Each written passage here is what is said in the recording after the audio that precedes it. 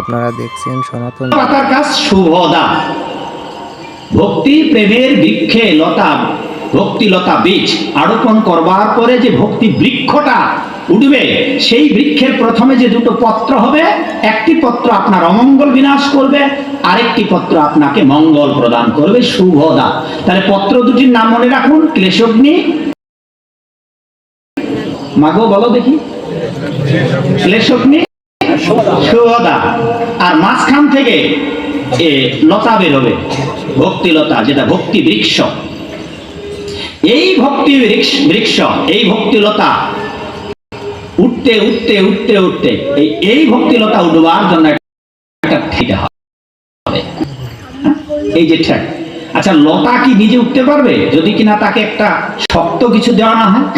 এই শক্ত জিনিসটা হচ্ছে আপনার নিরন্তর কৃষ্ণ কীর্তন নর্তন করো, নাচো গাও করো সংকীর্তন, বড়ই মধুর মহাপ্রভুর বচন। সাধু সঙ্গ, বৈষ্ণব সেবা, নাম শ্রবণ, মথুরায় বাস, শ্রদ্ধায় বিগ্রহ সেবা, এই সমস্ত কার্যের মাধ্যমে ওই ভক্তিলতা, ভক্তি বীজ থেকে যে হবে, সেই গাছটাকে শক্ত করে বেড়া দিতে হবে। বেড়া দেওয়ার একটা ঠ্যাস দিতে হবে। ঠ্যাস দিলে এটা চতুর্দশ ব্রহ্মাণ্ড ভেদি বিরজা পার হয়ে যাবে গোলক বৃন্দাবন। আপনি গোবিন্দের মন্দিরে ঢুকতে পারবেন না, পূজা করা তো দূরের কথা। বিড়ি খাওয়া মানুষ আসতে পারবে, কিন্তু খেতে পারবে না। এবার মন্দিরে ঢুকবার জন্য প্রাইমারি পাস করতে হবে। প্রাইমারি 3টা পার্ট। 1, প্রসাব করে জল, ছেলে মেয়েদের ছোট্টবেলা থেকে আপনারা প্রসাব করে জল নিতে শেখাবেন। 2, পায়খানা করে স্নান। 3, যদি সম্ভব হয়, এটা কঠিন, এটাও কিন্তু প্রাইমারি, যদিও প্রাইমারি কিন্তু সেটাও কঠিন। সেই জন্য বলেছি, আমাদের সামনে যারা বসে থাকেন তাদের প্রাইমারি পাস করার এই বাংলার অনেক মানুষের নেই। 3 নম্বর হচ্ছে সূর্য উদয়ের আগে ঘুম থেকে জেগে ওঠা। যদি কেবল এই কাজটা করতে পারেন, আপনি সাধু না হলেও চলবে। ঠিক আছে, এখন বসো। ফুল দিয়েও দেবে না, কাঠি দিয়েও দেবে না, ছাপ মেরেও তিলক দেবেন না। তিলক দেবেন আঙ্গুল দিয়ে। বলে আঙ্গুল দিয়ে তিলক দিলে কি কি হবে? মাগো, যদি আপনারা জপ করে থাকেন, এখন জপ করবেন না। নাম গ্রহণে 10টা অপরাধ আছে, এটা 11তম অপরাধ হবে। যেহেতু মন দুটো, কতগুলো সমাধান একসঙ্গে দেব? মন একটা, আমার কথা শুনবেন, জপ করবেন। তো প্রেমক অঙ্কুর আত্মজাত ভেলো ন ভেলো যুগল উপবাস। কোন বীজ যদি ভূমিতে আরোপণের পর বীজটা নষ্ট হয়ে যায়, তাইলে সেই বীজ আর অঙ্কুরিত হয় না, সমূলেই বিনষ্ট হয়ে যায়। কিন্তু কোন বীজ যদি অঙ্কুরিত হয়, তাইলে বিশ্বনাথ চক্রবর্তী, যিনি একজন মহান আচার্যদের পরম্পরায় স্থিত, যিনি গ্রন্থ লিখতেন, চারিদিকে বর্ষাকালে বৃষ্টি হতো, কিন্তু যেখানে বসে তিনি গ্রন্থ লিখতেন, খোলা আকাশ, সেখানে কোনো বৃষ্টি হতো না। এমন বৈষ্ণব আচার্য বিশ্বনাথ চক্রবর্তী, তিনি তার মাধুর্য কাদম্বিনী গ্রন্থে এই তত্ত্ব পরিবেশন করেছেন। তা আপনারা যারা এখানে ভক্তবৃন্দ রয়েছেন, মাগো বাবা, আপনারা যারা দীক্ষা নিয়েছেন তারা ভালো করে শুনুন। অনেকেরই দীক্ষার বীজ নষ্ট হয়ে গেছে, যারা আজও আপনারা ভক্ত হতে পারেন নাই। আজও আপনারা যেমনটা আগে ছিলেন তেমনটাই আছেন। আজও আপনাদের জিহ্বার লালসাও ত্যাগ করতে পারেন নাই। হোটেলে খাওয়া বন্ধ করতে পারেন নাই। পানও খাচ্ছেন, টানও দিচ্ছেন, সব চলছে।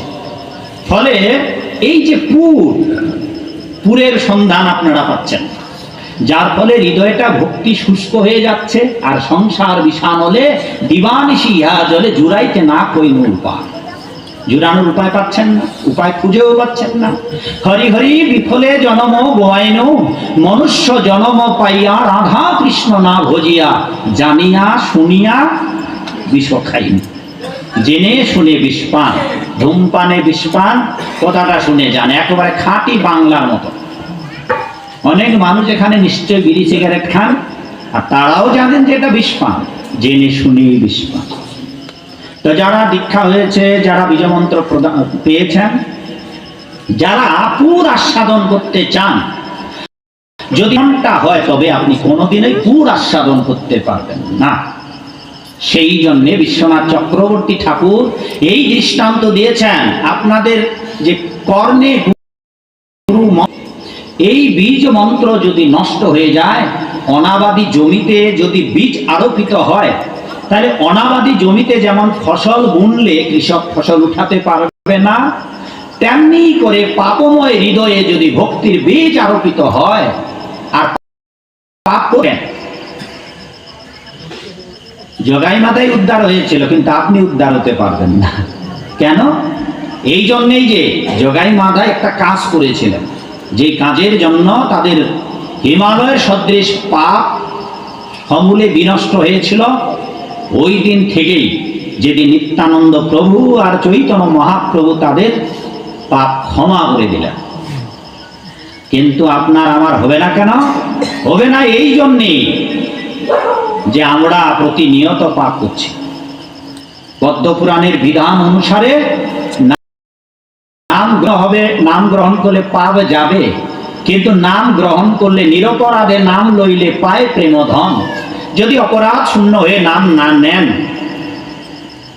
আর এই ভাগবত অনুষ্ঠান, গীতার অনুষ্ঠান শত শত বছর ধরে শ্রবণ করেন, আর শ্রবণ করার পরে ভক্তি প্রেমে আপ্লুত হয়ে ভাগবত আসরে কীর্তনের বাসরে যদি কান্নায় গড়িয়ে লুটিয়ে পড়ে ধুলায় অঙ্গ লেপন করেন, আবার বাড়িতে গিয়ে যদি আবার বিষয় ভোগে প্রমত্ত হন, তাহলে এটা 10টি অপরাধের 10 নম্বর অপরাধ, যে ভগবানের দিব্য নামের মহিমা শ্রবণ করার পরেও বিষয় আসক্তিতে বজায় থাকা। সমাজের অধিকাংশ মানুষ ভাগবত আসরে যায়, কীর্তনের আসরে যায়, আর গিয়ে একটু কান্নাকাটি করে ভাবে গড়াগড়ি দেয়, আর বাড়িতে গিয়ে তথই বচন, যেমনটা ছিল তেমনটাই রয়ে গেছে। এই জন্যে তাদের কোটি জন্মেও ভগবত ভক্তি আর ভক্তিমের যে পুর, সেই পুর আস্বাদ করতে পারবে না। সেই জন্যই বিশ্বনাথ চক্রবর্তী ঠাকুর বললেন, এমন এক পরিশুদ্ধ হৃদয়ে ভক্তির বীজ আরোপণ করার দরকার, যেটা গুরুদেবের। অধিকাংশ বাংলার গুরুরা অর্ধ শিক্ষিত, অনেকেই শিক্ষিতই নয়। অনেক গুরু আছে বেদ চোখে দেখে নাই, অনেক গুরু আছে ভাগবত পড়ে নাই কিন্তু গুরুগিরি করছে। অনেক সমাজের ব্যক্তি আছে, অনেক কুলগুরু আছে যাদের কাছ থেকে আপনারা দীক্ষা গ্রহণ করেছেন, কিন্তু ভক্ত হতে পারলেন না, সাধু হতে পারলেন না। কারণটা হচ্ছে ওই জায়গায় যে অনাবাদী জমিতে, অনুর্বর জমিতে বীজ আরোপণ করেছে। ভক্তি বিশ্বনাথ চক্রবর্তী ঠাকুর বললেন, যদি আপনার হৃদয়টা পরিশুদ্ধ হয়, গুরুদেবের দায়িত্ব হচ্ছে আগে শিষ্যকে উপযুক্ত আবাদী করে তোলা। শিষ্যের যা যা খারাপ কাজ, অসৎ আচরণ, অসাধু বিচরণ, এই সবগুলোকে পরিশুদ্ধ করে তারপর তার বিষ মন্ত্র বা দীক্ষা প্রদান করা উচিত।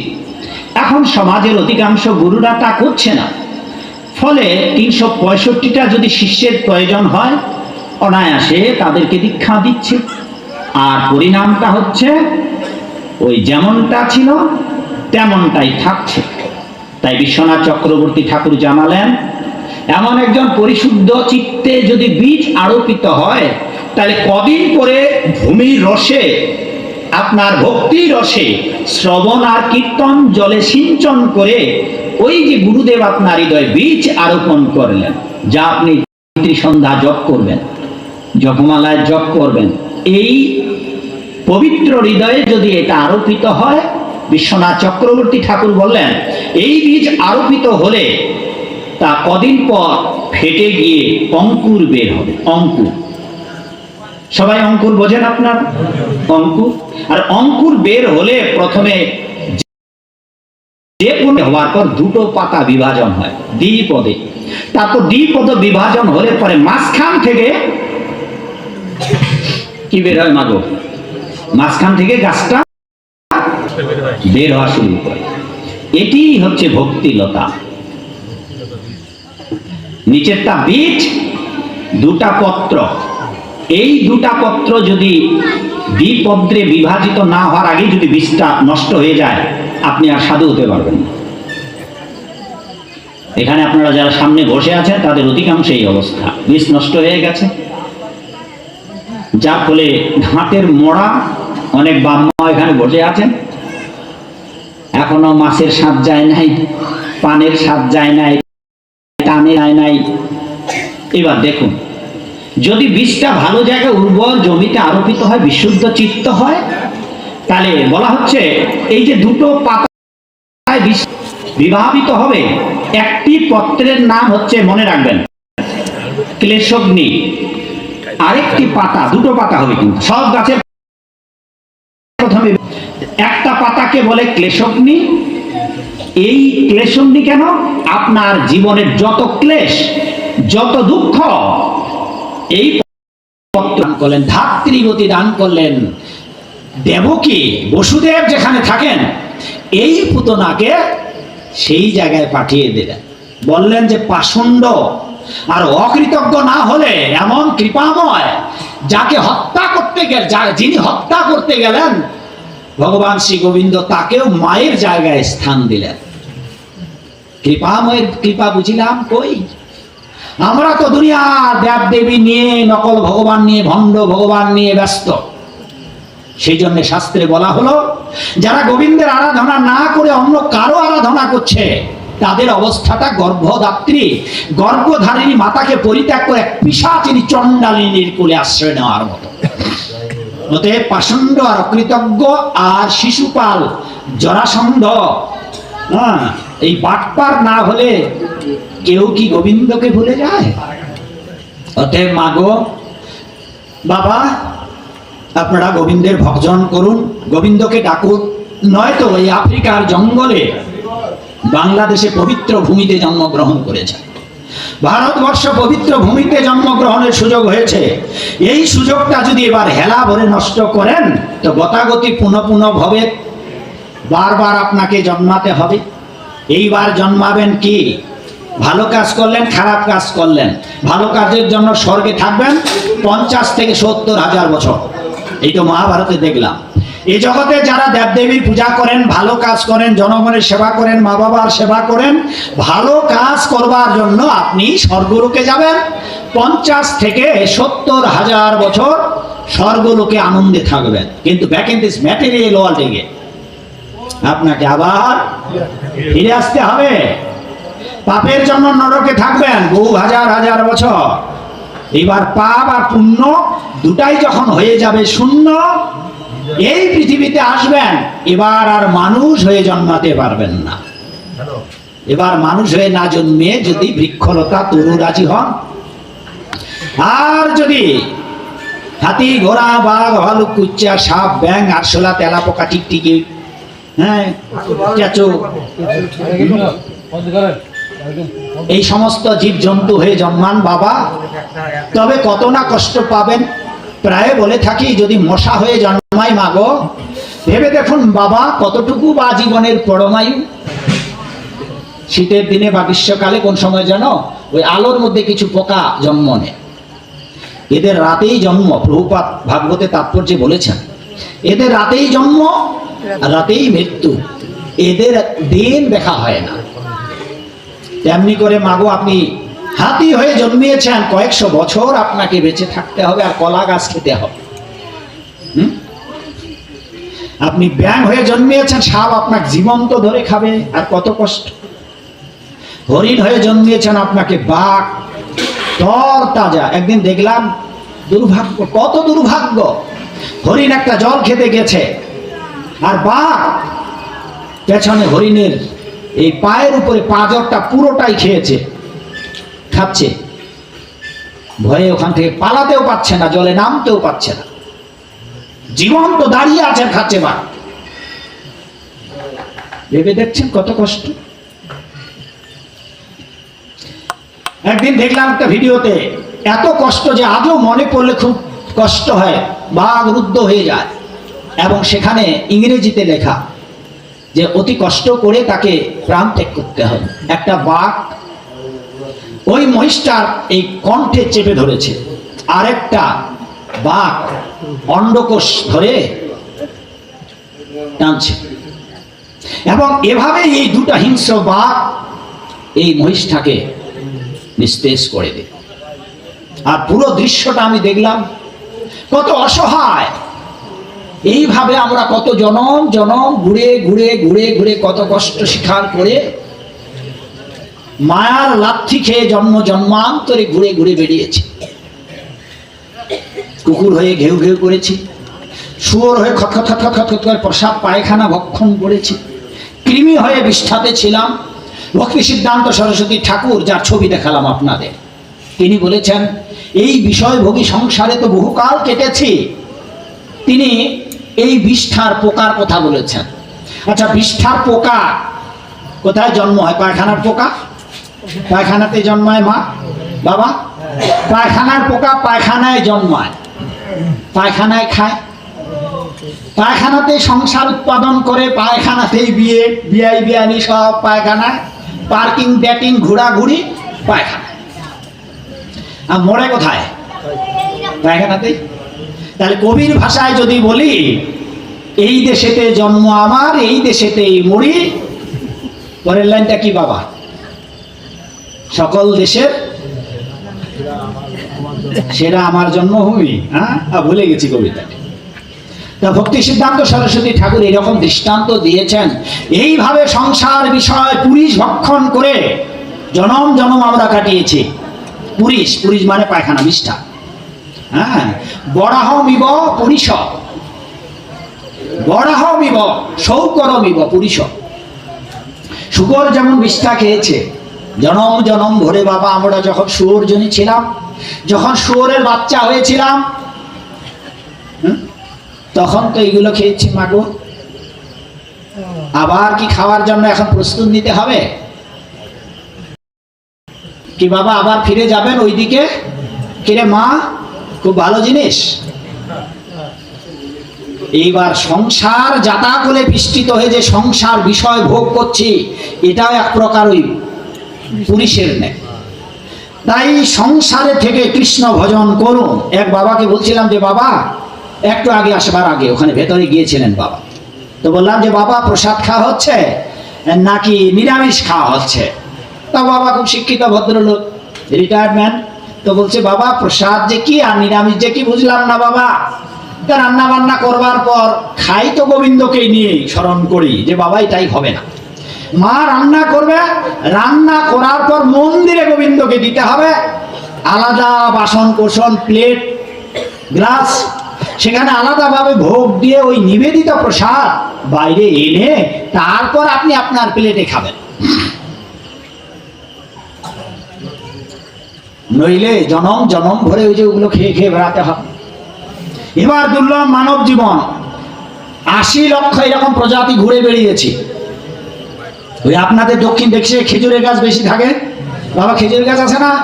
এই আপনাদের দেশে এলে খেজুরের কোথাও মনে পড়ে আমার, যে খেজুরের গাছ আপনি হয়েছেন। ভাবুন, খেজুরের গাছ তলায় গিয়ে দাঁড়িয়ে থাকুন আর ভাবুন কোন জন্মে আপনি খেজুর গাছ হয়েছিলেন, আর আপনি যতদিন মরেন নাই ততদিন আপনার দেহে রক্ত পান করা হয়েছে, রস পান করা হয়েছে, আপনার ডাইনে বাঁয়ে কাটা হয়েছে, বছরের পর বছর আপনাকে কাটা হয়েছে, ক্ষত দেহ নিয়ে আপনি দাঁড়িয়েছিলেন। আপনি ওখান থেকে পালাতেও পারবেন না, যতদিন না মরেন ততদিন দাঁড়িয়ে থাকতে হবে বাবা। খেজুর গাছ হয়ে জন্মিয়েছেন, আপনাকে কাটা হবে। নারকেল গাছ হয়ে জন্মিয়েছেন, আপনার বাকল ডালপালা হাত কেটে দেওয়া হবে। তাল গাছ হয়ে জন্মিয়েছেন, বড় মুশকিল বাবা, বড় মুশকিল। কাঠের গাছ হয়ে জন্মিয়েছেন, গড়া কেটে আপনার টুকরা টুকরা করে আগুনে পোড়ানো হবে। বড় অসহায়, বড় অসহায় মা। হ্যাঁ, মাথার উকুন টিপে মারবেন, মশাকে থাপ্পড় দিয়ে মারবেন। এইভাবে কত অসহায় হয়ে কত কষ্ট। ছাগল হয়ে জীবন্ত গলা কাটা হবে, চামড়া খুলে আপনি খেয়ে ফেলছেন, অথচ ওই ছাগলের দেহে যে আত্মাটা রয়েছে, আমার দেহে আত্মা আপনার দেহে আত্মা ওই একই, ওটা পর্যায়ক্রমে আবার মানুষ হয়ে জন্মায়। আমরাই আবার ছাগল জনি প্রাপ্ত হয়েছিলাম, গরু হয়ে জন্মিয়েছেন, তৃষ্ণা লাগলে আপনি জল চাইতে পারবেন। এভাবে ৮০ লক্ষ প্রজাতি স্থাবর জঙ্গম খেচর ভূচর নিশাচর উভচর প্রাণী পরিভ্রমণের পর অসভ্য মানুষ রূপে, তারপর অর্ধসভ্য, তারপর ধীরে ধীরে সভ্য।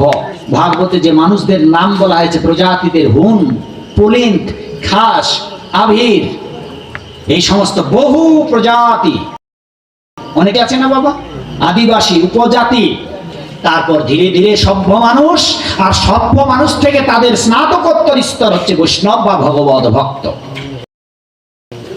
অতএব যদি ভক্ত না হন বাবা, এটা আরো মুশকিল করে দেবে। সেই জন্য আপনাদের ভক্ত হওয়ার দরকার।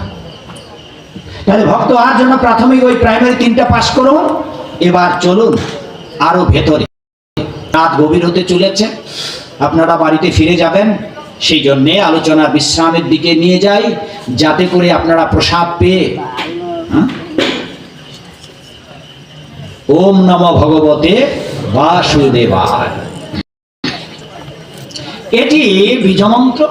প্রহ্লাদ মহারাজ এটি জপ করে মাতৃগর্ভেই ভগবানকে লাভ করেন। ধ্রুব মহারাজ এটি জপ করে 9 মাসের মধ্যে ভগবানকে বৈকুণ্ঠ থেকে পৃথিবীতে নিয়ে আসেন। আরো 12 বছর পর ভগবানের প্রসাদ লাভ করেন, সেইটা বৈকুণ্ঠে থেকে লক্ষ্মীর পরিচর্যা করে। আর ব্রহ্মা ওম নমো ভগবতে বাসুদেবায়, মাগো বাবা সবাই বলুন তো 3বার, আমি বলবার পর বলবেন। ওম নমো ভগবতে বাসুদেবায়, ওম নমো ভগবতে বাসুদেবায়, ওম নমো ভগবতে বাসুদেবায়। কয়বার বললাম বাবা? 3বার, মাত্র 3বার। এই বীজ মন্ত্র ব্রহ্মা 432 কোটি বছর ধরে জপ করেছে। কত বছর? 432 কোটি বছর ধরে জপ করবার পর ভগবানের প্রসাদ পেয়েছিলেন। আর নারদ 12 বছর পর প্রসাদ পেয়েছিলেন। প্রহ্লাদ মায়ের গর্ভে, ধ্রুব মহারাজ 9 মাস পর, আর এবার তোরা কিন্তু কিছুক্ষণের পরেই যখন আলোচনায় বিশ্রাম দেব, প্রসাদের ব্যবস্থা আছে কিন্তু সবার জন্য। জয় মহাপ্রসাদ। এবার কে ভাগ্যবান, ব্রহ্মা, নারদ নাকি আমরা? মানে 2 ঘন্টা মধ্যে আমরা প্রসাদ পাবো। এই জন্যে বলেছে ধন্যাস্তে কলিকালে বিশেষত মানবা। আমাদের পুরাণ শাস্ত্রে বলা হয়েছে এই কলিযুগে ধন্য, এই কলিযুগে যারা জন্মগ্রহণ করেছেন তারা ধন্য। আর এই জন্যই বলা হলো ধন্যাস্তে, ধন্যাস্তে বিশেষত, আমরা ধন্য। আর এই ধন্য কলিযুগে অনায়াসে আপনি ভগবানের প্রসাদ লাভ করতে পারবেন, যা যুগ যুগ ধরে সত্য যুগে, ত্রেতা যুগে, দাপর যুগে হাজার হাজার বছর ধরে তপস্যা করেও যেই প্রসাদ লাভ করতে পারেনি, সেই প্রসাদ আপনি 2 ঘন্টার মধ্যেই পেয়ে যাবেন। বাবা, এই প্রসাদ লাভের জন্য আপনাদের ছোট্ট ছোট্ট 4টা খুব জটিল কাজ করতে হবে, তার মধ্যে একটা মহা জটিল, 3টাই সহজ। 1, গলে মালা, যাদের গলে মালা নাই তারা গলে মালা পড়ুন, যদি 84 লক্ষ প্রজাতিতে পরিভ্রমণ করতে না চান তাহলে গলে মালা। 1 নম্বর। এখন কেউ যদি মনে করেন যে বাবা এই তো এদিন ঝালকাঠি কোন দিকে? ঝালকাঠি এদিকে। ঝালকাঠি গিয়েছিলাম, তো সেখানে সকালে প্রাতঃ ভ্রমণ করছিলাম, 3 দিনের অনুষ্ঠান ছিল।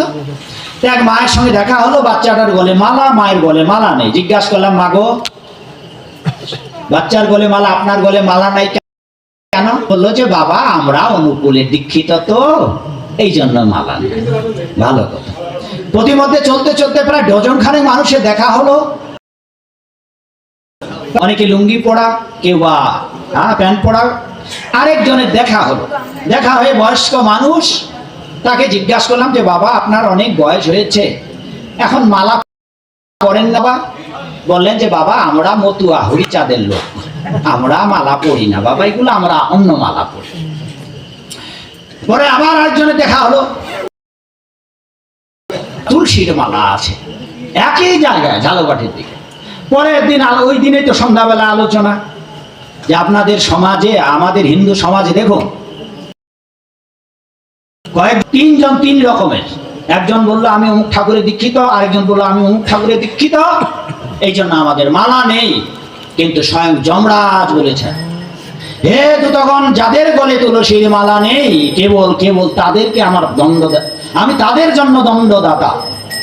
অতএব গলে মালা পড়ুন। আপনি যেই মতের, যেই পথের হন, আপনি হিন্দু, আপনি সনাতনী, আপনাকে তুলসীর মালা পড়তেই হবে। কেন হবে? এই জন্যই বলছি হবে, এটা বাধ্যগত। কেন বাধ্যগত বলছি তাও শুনুন। ভগবানের গলেতেই তুলসীর মালা আছে। নারায়ণের গলে, ভগবান শ্রী গোবিন্দের গলে তুলসীর মালা আছে। আমাদের গলের মালাটা যেমন এর তৈরি, ভগবান নারায়ণের গলে, গোবিন্দের গলে কিন্তু এরকম তুলসী কাষ্ঠের না, তুলসী কিন্তু কাঠের নয়। সেটি এই যে মা, আপনারা মঞ্জরি বোঝেন তো? মাগো মঞ্জরি, এই যে মঞ্জরি, এই যে বীজ এবং পাতা, আদিকালে এই তুলসী দেবী আবির্ভূত হন। তখন থেকে গোবিন্দের গলায়, নারায়ণের গলায় এই মঞ্জরি সমেত পাতা সহ সাজানো বৈজন্তী মালার উপরে দোদুল্যমান একটি তুলসী পত্রের দ্বারা, মঞ্জরি দ্বারা মালা। এই মালা আপনারা সবাই তৈরি করতে পারবেন না, আপনাকে প্রশিক্ষণ নিতে হবে। আমাদের মন্দিরগুলোতে প্রশিক্ষিত কিছু ভক্ত আছে যারা এই পাতা দিয়ে, মঞ্জরি দিয়ে মালা তৈরি করতে পারে। ঠিক যেমন এখানে এটা মালা তৈরি করেছেন। এই মালাগুলো তো সহজ তৈরি করা, কিছু জটিল মালা আছে। সেই জটিল মালাগুলো যারা তৈরি করতে জানেন, তাদের দ্বারা এই তুলসী পত্রের মালা, যারা এক্সপার্ট, যারা আমাদের মায়াপুরে বৃন্দাবনে শিখে এসেছে, যদি সম্ভব আপনারা আমাদের রামসড়া ধামে আর বিভিন্ন জায়গায় যে মন্দির আছে, ওখানে জিজ্ঞাসা করবেন যে তুলসীর পাতা দিয়ে, মঞ্জরি দিয়ে মালা কিভাবে তৈরি করে। এইভাবে ভগবান শ্রীকাল থেকে তুলসীর মালা বলে আছে। আর আপনি বলছেন যে আমরা অমুক মতের, অমুক পথের, আমাদের মালা লাগে না। আরে স্বয়ং ভগবান, আপনার বাপের বাপের 14 গোষ্ঠীর যিনি, এই জগৎ ব্রহ্মাণ্ডের যিনি, ভক্তারম যজ্ঞ তপস্যাম সর্বলোকমহেশ্বরম, যিনি অনন্ত কোটি ব্রহ্মাণ্ডের স্রষ্টা, তিনি গলে তুলসীর মালা পড়েছেন। আর আপনি বলছেন, আপনার গুরু বলছে আপনাকে মালা পড়তে হবে না। অতএব বুঝিনু আবার সমন নগরে নরকে মজিবি যাইয়ে। ঠিক, আপনি আবার নরকে যাবেন। কারণ তাদের জিজ্ঞাসা করলাম, মাগো, আপনাদের গলায় মালা নাই, কিন্তু আপনাদের একটা প্রশ্ন করি, কেউ যখন মারা যাবে, আপনি যখন মরে যাবেন, আপনার বিচার কে করবে? কে বিচার করবে আপনার? যার আরাধনা করছেন সেই ব্যক্তি আপনার বিচার করবে না। শিবের যারা ভক্ত, শিব তাদের বিচার করবে না। ব্রহ্মার যারা ভক্ত, ব্রহ্মা বিচার করবে না। সমস্ত ব্রহ্মা, শিবাদি, সমস্ত দেবর্ষি, রাজর্ষি, দেবদেবীরা বিচার আলোয়ে সংসদে বসে প্রতীকভাবে বলি। তাহলে বিচারের দায়িত্ব কার? এই জগতে যারা পাপ পুণ্য করবে তাদের বিচারের দায়িত্ব, বিচার করবেন যমরাজ। এই আজ বলেছেন, যাদের গলে তুলসীর মালা নেই তাদেরকে, বাবা কিছু বলতে চান?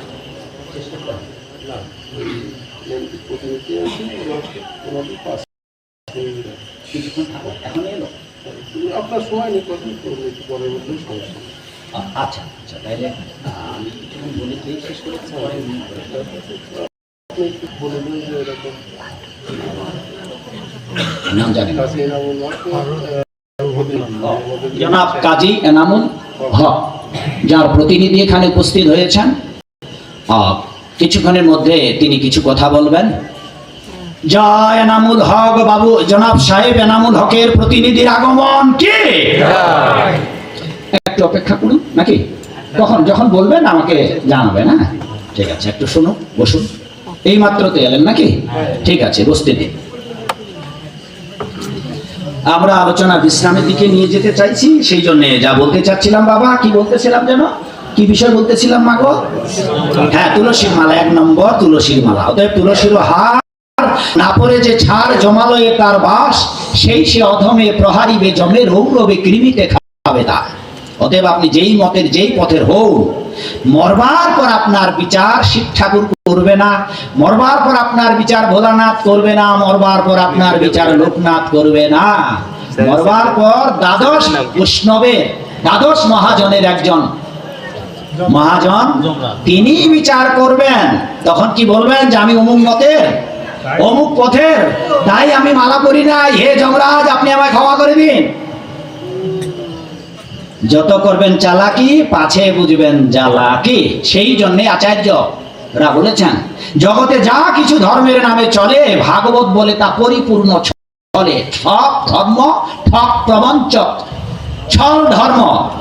এই জন্য ভাগবতের প্রথম স্কন্ধের প্রথম অধ্যায় বলেছে, প্রজ্যোজিত কৈতব নির্মৎসরণাং সতাম পরমংসতাম।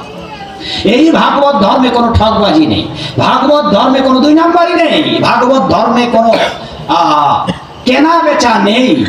যমদূতের আপনাকে বলবে অনেক কেনা বেচা করেছে জগতে থেকে, আমার ভক্তদের, গোবিন্দের ভক্তদের কথা শোনো নাই রে নরাধম, এবার তোমাকে আমাদের পথেই যেতে হবে। তবে বাবা যেই মতের যেই পথের হন, আপনি হিন্দু তো, সেই জন্য 1 নম্বর গলে তুলসীর মালা পড়ুন।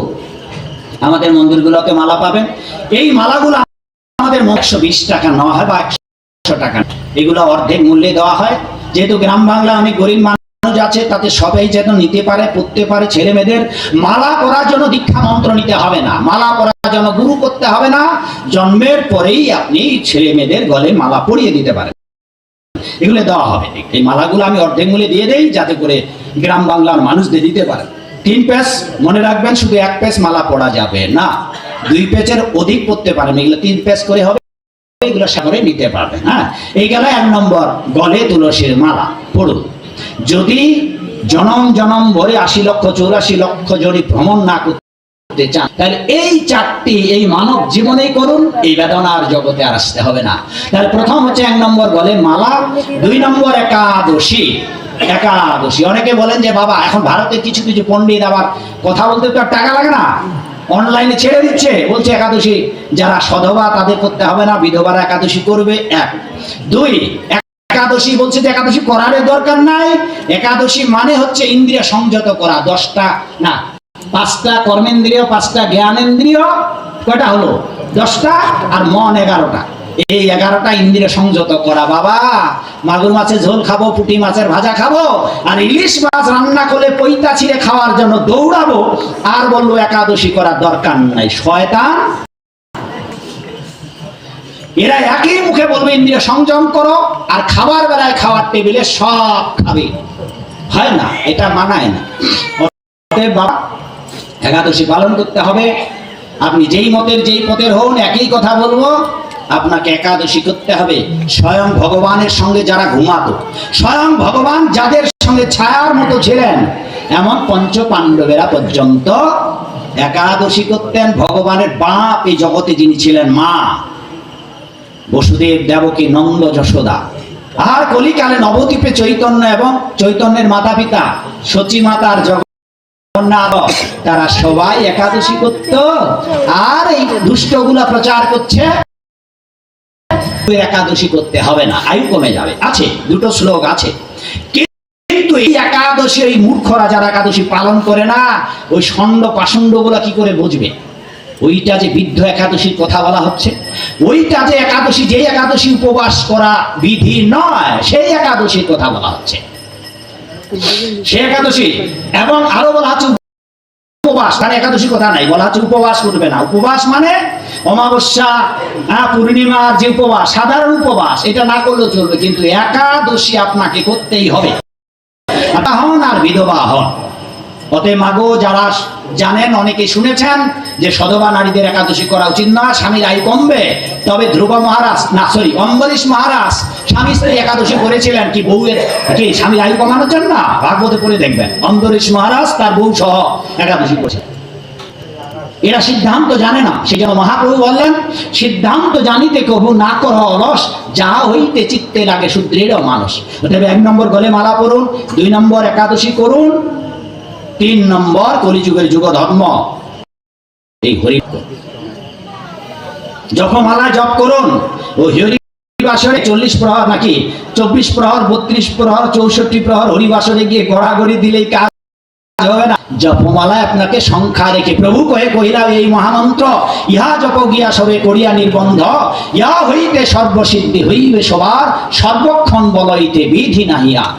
যে কোনো সময় যে কোনো খানে আপনি কৃষ্ণ নাম জপ করুন। এই জপমালা থলে সাক্ষীমালা সব আছে।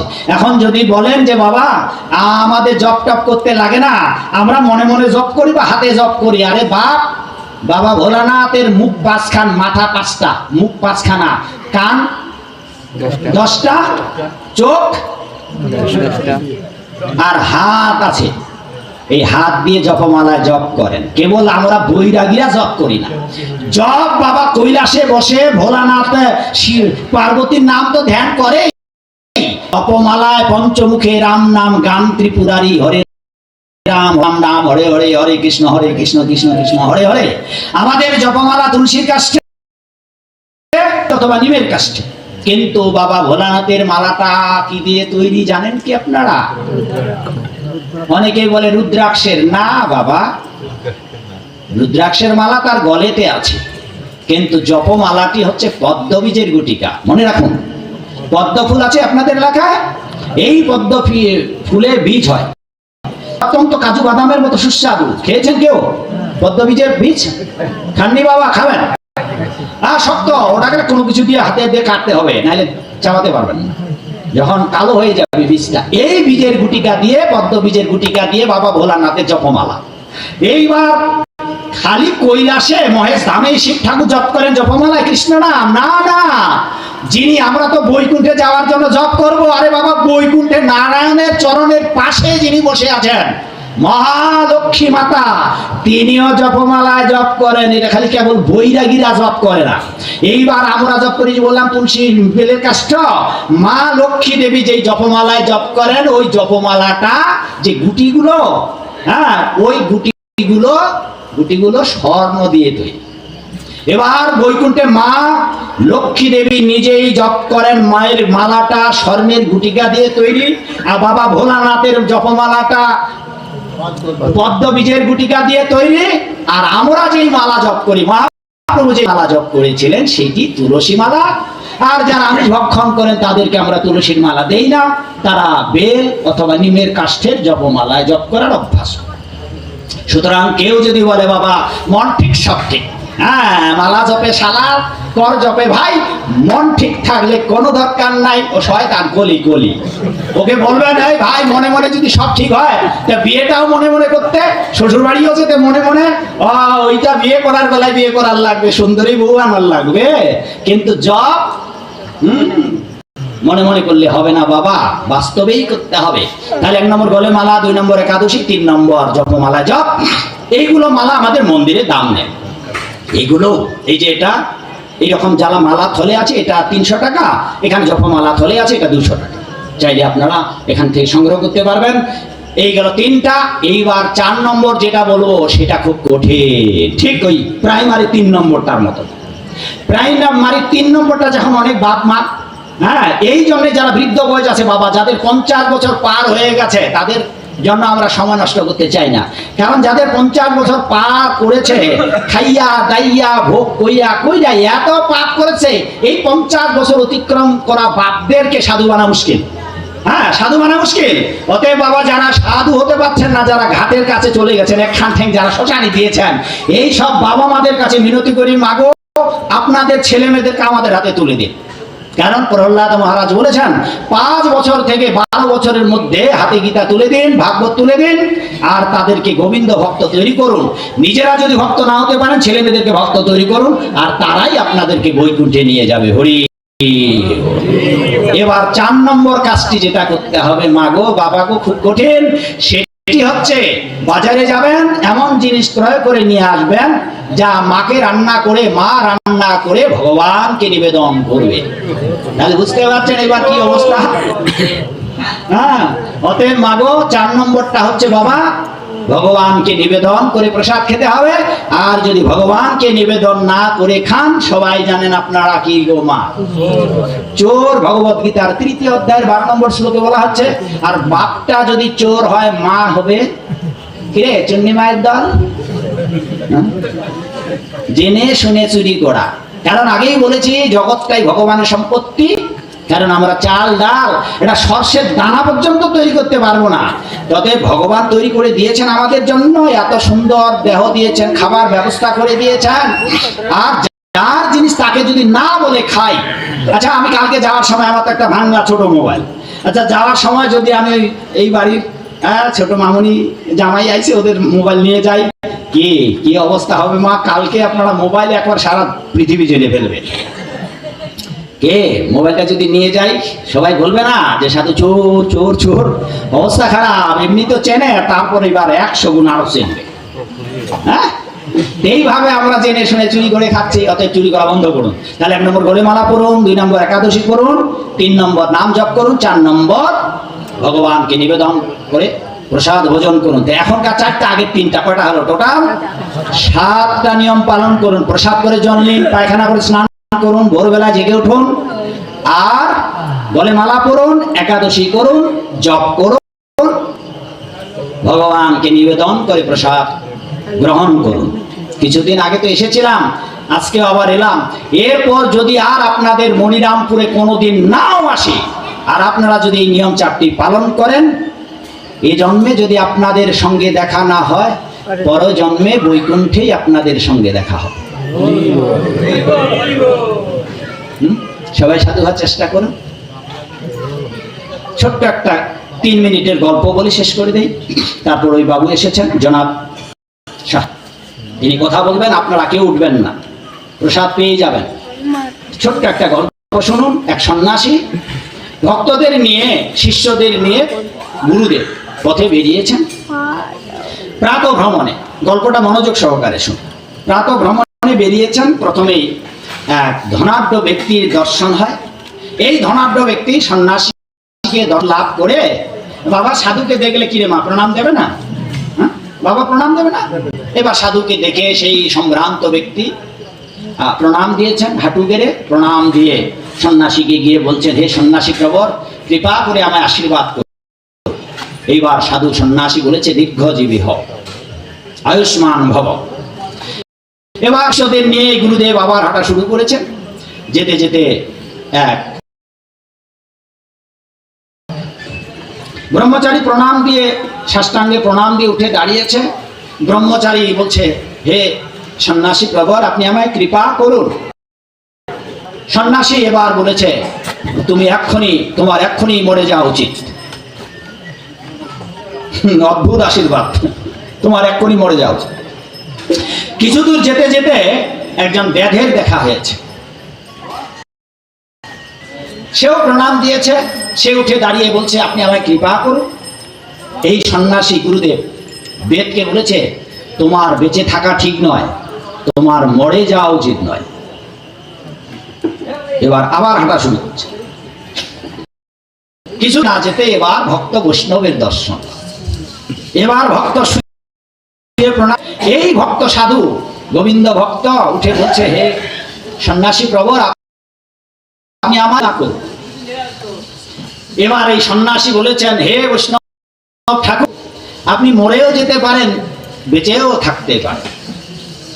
এবার হাঁটা শুরু করেছে। প্রতিমধ্যে তার শিষ্যরা যে আছে সাথে, মাগো বাবা, শিষ্যরা জিজ্ঞাসা করছেন যে, গুরুদেব আপনি একজন ব্যক্তি, কি অদ্ভুত অদ্ভুত কাণ্ড ঘটাচ্ছেন। হ্যাঁ, সবাইকে আপনি দীর্ঘজীবীর আশীর্বাদ দিতেন, সবাইকে ভালো ভালো আশীর্বাদ দিতেন, তারপরে কি সব বিড়ম্বনা করে আশীর্বাদ অভিশাপ দিচ্ছেন আপনি? তো দয়া করে আপনি কি ব্যাখ্যা দেবেন কৃপা করে? শোনো, প্রথমে জমিদারের দেখা হয়েছে, কি বলেছে? দীর্ঘজীবী হোক। এই জন্যই বলেছি এই সয় ভুগিল এ ধনমদে মত্ত হইয়া নিতাই পদ পাশরিয়া অসত্যেরই সত্য করি মানি, সেই সম্বন্ধ নাহি যার বৃথা জন্ম গেল তা বড় দুরাচার। এ ধনমদে মত্ত হয়ে ভগবানকে ভুলে গিয়ে, এ ভগবান টগবান কিচ্ছু মানে না, স্ত্রী পুত্র পরিবার পরিজন বিয়ারি বিয়ারি নিয়েই ব্যস্ত। সেই জন্য বলেছে মরে গেলে তো নরকে যাবে, এই জন্য বলেছে দীর্ঘজীবী হও বাবা, এই জগতে একটু সুখ ভোগ করো, পর জগৎ তোমার জন্য সর্বনাশ অপেক্ষা করছে। সেই জন্য বলেছি তুমি দীর্ঘজীবী হও, যতদিন আছে ততদিন ভোগ করুক, জীবনটা সুখ ভোগ করুক, মরে গেলে তো নরকে যাবে। তাইলে ব্রহ্মচারীকে কেন এই কথা বলে তোমার এখনই মরে যাওয়া উচিত? এই যে ব্রহ্মচারী, এ তো জন্ম ভিটা মা বাবাকে ছেড়ে হা কৃষ্ণ গোবিন্দ বলে কঠোর ব্রহ্মচর্য জীবন যাপন করছে, এ তো ব্রহ্মলোক পার হয়ে বৈকুণ্ঠে গেছে। তাই বলেছি তোমার এখনই মরে যাওয়া উচিত, এটা কষ্ট করার দরকার, তুমি এখনই মরে যাও। এটা ভালো কথা। নম্বর দেখা হলো ব্যাধে, বললো যে তোমার মরে যাওয়া ঠিক না, বেঁচে থাকা ঠিক না, মরেও যাওয়া উচিত না। কারণ এই বেদ যেটা বলেছিলাম, অধিকাংশ তথাকথিত তারা খাওয়া দাওয়া বাজ বিচার নেই, ভগবান কিছুই জানে না, এদের ইদিক নাই উদিক নাই, কিছুই নেই, দিক বিদিক নাই। এরা নির্বিচারে পশু হিংসা করে, বন জঙ্গলে যা পায় তাই খায়। মানব জীবনটা যে কি জন্য পেয়েছে সেটা তাদের এলাকায় আছে, গভীর জঙ্গলে তারা বসবাস করে। বাংলাদেশের চট্টগ্রামে এবং সিলেটে কিছু অংশে এই মানুষগুলো এদেশেও আছে যারা জীবন যাপন করে। আমাদের মন্দিরগুলো তো কিছু এসে গেছে, তারা আজ সাধু হয়ে গেছে। মন্দিরে কিছু আদিবাসী প্রজাতির আছে, কিছু বেদ আছে, বেদ কিছু আছে ভক্ত আমাদের, যে যারা নির্বিচারে ওই আগুনের মানে তীরের ফলায় ইঁদুর বাদুর খাটা কোন রকম আগুনে ঝলসিয়ে তারা কাঁচা কাঁচা খায়। ভক্তকে বললাম যে বাবা তোমরা কি? বলছে হ্যাঁ প্রভু, একেবারে তর তাজা সাপ দাঁত দিয়ে মাথাটা কামড়াইয়া চিবিয়ে চিবিয়ে খেয়েছি। দূর বলে হ্যাঁ, ওরা এখন আজ ব্রহ্মচারী হয়েছে, ওরাই সব আমার শোনালো। আমরা খেয়েছি প্রভু, বন জঙ্গলে তো আমরা তো গরিব মানুষ খাইতে পারতাম না, তাই মনে যেতাম, পাহাড় কাটতাম, কেটে যা পোকামাকড় পাওয়া যেত ধরে ধরে ওখানেই বসে বসে খেতাম। আজ তারা সাধু হয়ে গেল। তো এইরকম ব্যক্তিদেরকে সন্ন্যাসী বাবা বললেন যে তোমার বেঁচেও থাকা ঠিক না, মরেও যাওয়া উচিত না। তুমি বেঁচে থাকে তো ওইসব অত্যাচার করতেছো, জীবনটাও জীবন মানবেতর জীবন, আবার মরে গেলে তোমাকে তো শাস্তি পেতে হবে। সেই জন্য বলছে তোমার মরে যাওয়া ঠিক না, বেঁচে থাকাও ঠিক না। লাস্টে কার দেখা হলো বাবা? কৃষ্ণ ভক্তের, যাকে বললেন তুমি থাকতে পারো, মরেও যেতে পারো। কেন বললেন জানেন? কেন বললাম জানো? বললেন যে এই কৃষ্ণ ভক্ত যদি আরো জগতের মানুষকে কৃষ্ণ ভক্ত করবে, সেই জন্যই কৃষ্ণ ভক্তের 1000 বছর বেঁচে থাকা উচিত। আর কেন বলেছি যে তার মরেও যেতে পারে, এই জন্যই বলেছি তার যদি তাহলে প্রভু আর নয় পরবাসে ফিরে নিয়ে চলুন নিজ দেশে। তিনি যদি চান যে আমি আর এই জগতে থাকবো না, হে প্রভু তুমি আমায় তোমার কাছে নিয়ে চল। যেমন আমাদের ভক্তিচারু স্বামী মহারাজ, তিনি তার গুরুদেবের ব্যাস পূজায়, প্রভুপাদের ব্যাস পূজায় লিখলেন, হে গুরুদেব, আমাদের সোসাইটির যিনি প্রতিষ্ঠাতা তার কাছে তার এক শিষ্য ছিলেন, হে গুরুদেব আপনার অনেক শিষ্যকে আপনি চান, এবার আপনি যতগুলো আমাকে দায়িত্ব দিয়েছিলেন আমি আপনার আশীর্বাদে আমি আমার দায়িত্ব কর্তব্য সম্পাদন করেছি, কৃপা করে এবার এই অধম শিষ্যকে নিয়ে চলুন। ঠিক ঠিক মুক্তি না হতে হতেই তর তাজা মানুষ তিনিও চলে গেলেন বৈকুণ্ঠে। গুরু মহারাজ সেইটাই স্বপ্ন দেখলেন, ডাক শুনলেন। এই ভক্তকে ছিল প্রভুপাদ ভক্তি চারু করে ডেকে বৈকুণ্ঠে হাত ধরে নিয়ে চলে। ভক্তরা নিজেরাই চলে যেতে চায়। আর আগামী 10,000 বছর পর পৃথিবীতে ভক্ত থাকবে না, সেই সময় ভক্তরা পাপীদের দ্বারা উৎপীড়িত হয়ে নিজেরাই চলে যাবেন। অতএব 10,000 বছরের মধ্যে এই জগতের মানুষ যদি গোবিন্দের ভক্ত হয়ে উপরওয়ালার ভক্ত হয়ে গোবিন্দের কাছে ফিরে যেতে না পারে, 10,000 বছর পরে পৃথিবীতে আর কোনো সাধু সন্ত থাকা ঘোর কলিকাল। কলিকালের প্রথম সন্ধ্যা 36,000 বছর কলিকালের প্রথম সন্ধ্যা, তার মধ্যে কেবল 5,500 5,000-এর মতো গেছে। 36,000, তার মানে 5,000 বাদ দিলে আরো 31,000 বছর আছে এই কলিকালের প্রথম সন্ধ্যা। এই কলিকালকে 12টি ভাগে ভাগ করা হয়েছে, তার প্রথম ভাগে প্রথম সন্ধ্যা, যার 36,000 বছর।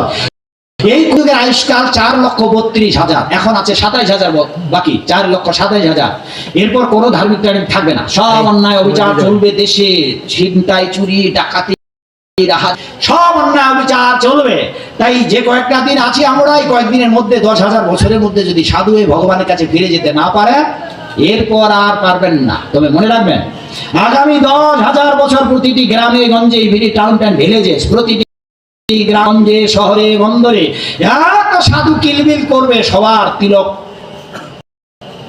মৃদঙ্গ করতাল ডঙ্কা নিশান বাজিয়ে সারা পৃথিবীকে তারা কাঁপিয়ে তুলবে খালি হরি নামের প্রেম বন্যায়।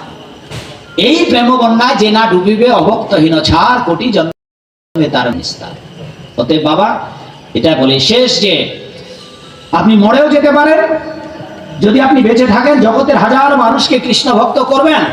আর যদি কৃষ্ণ ভক্ত মরে যায়, তা দিব্যানন্দে মহানন্দে চিদানন্দে বৈকুণ্ঠে ফিরে যেতে পারবে। অবস্থাটা ঠিক হাতির দৃষ্টান্ত যেমন দেই আমার। শুভদা, ভক্তি প্রেমের বৃক্ষে লতা, ভক্তি লতা বীজ আরোপণ করবার পরে যে ভক্তি বৃক্ষটা উঠবে, সেই বৃক্ষের প্রথমে যে দুটো পত্র হবে, একটি পত্র আপনার অমঙ্গল বিনাশ করবে, আরেকটি পত্র আপনাকে মঙ্গল প্রদান করবে। শুভদা। তাহলে পত্র দুটির নাম মনে রাখুন, ক্লেশগ্নি,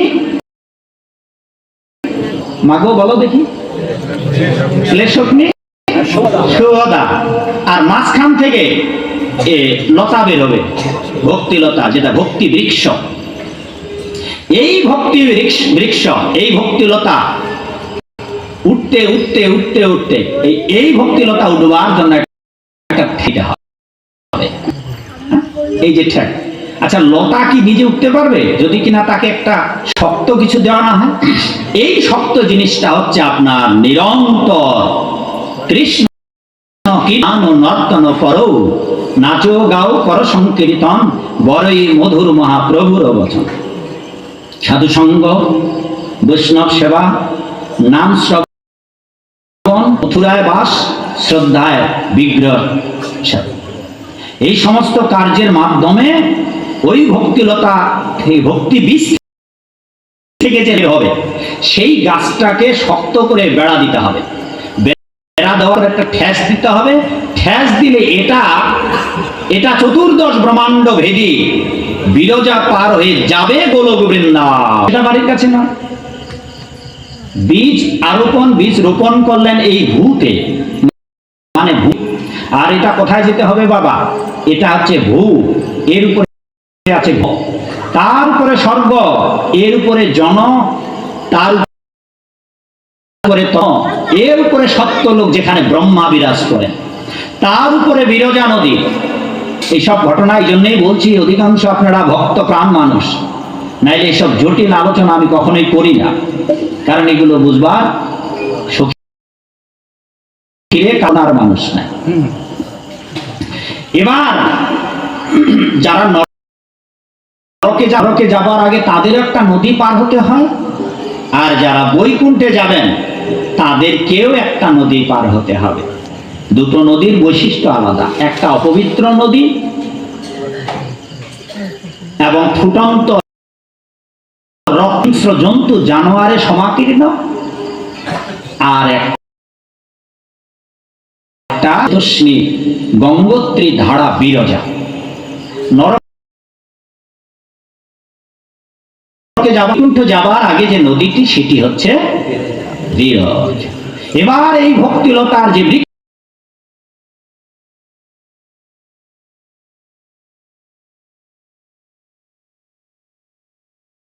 বিরজা নদী, নদী পার হয়ে ওপারে আছে অযোধ্যা, অযোধ্যার উপরে বৈকুণ্ঠ।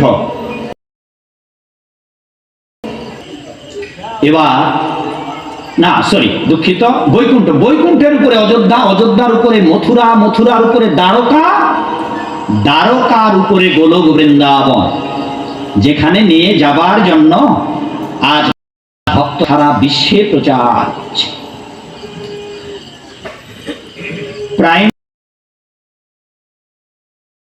পেতে না হয়, যখন পিএইচডি করবে মাগো, বিশ্ব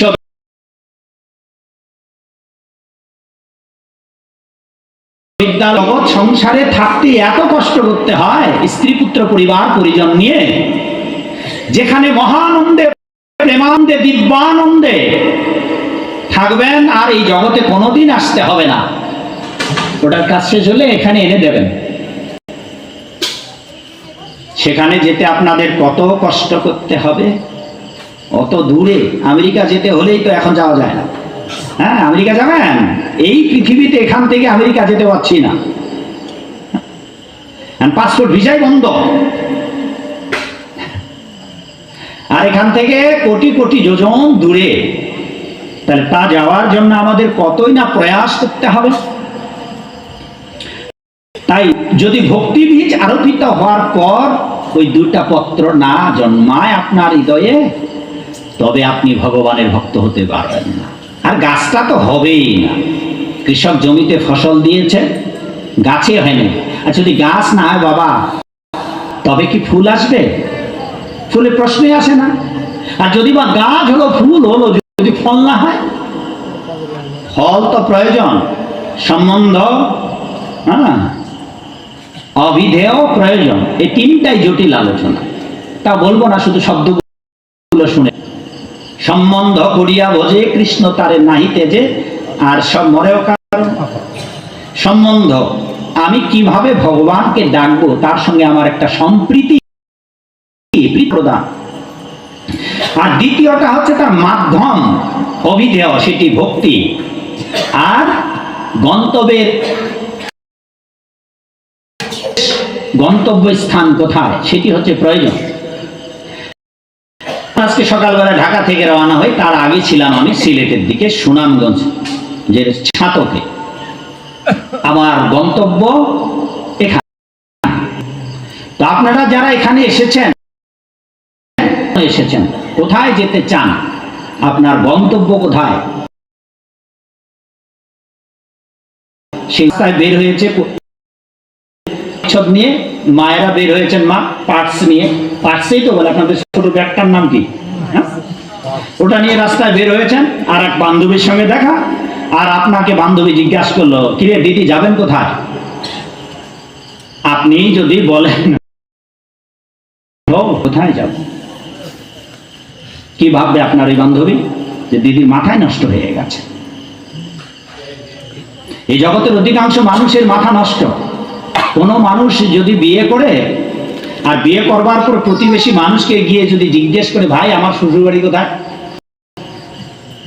হয় এটা হয় মাগো। এই যে আজকে বাড়িতে, যে বাড়িতে আমি আছি না, আজকে জামাই এসেছে। আচ্ছা, প্রতিমধ্যে এসে যদি এই জামাই জিজ্ঞাসা করতে হয় আমার শ্বশুর বাড়ি কোথায়, ভাই জামাই আছে কিনা এখানে জানি না, হ্যাঁ, তাইলে কি মাথা ঠিক আছে জামাই? শ্বশুর বাড়ি জানে না। সমাজের অধিকাংশ লোকদের এই বোকা জামাইয়ের মতো, যারা নিজের শ্বশুর বাড়ি চেনে না। কিরকম? একটি আশ্চর্য জিনিস হচ্ছে, আমরা সবাই মরব, সারা জীবন তো থাকবো, কিন্তু হাজার বছর লাখ বছর চিরকাল কি পৃথিবীতে থাকবো? এটা আশ্চর্য জিনিস যে আমরা এখানে কেউ থাকবো না, সবাই মরব। এটা আশ্চর্য। কিন্তু অত্যাশ্চর্য, আমরা সবাই জানি যে আমরা মরব, কিন্তু কেউ জানি না আমরা কবে মরব।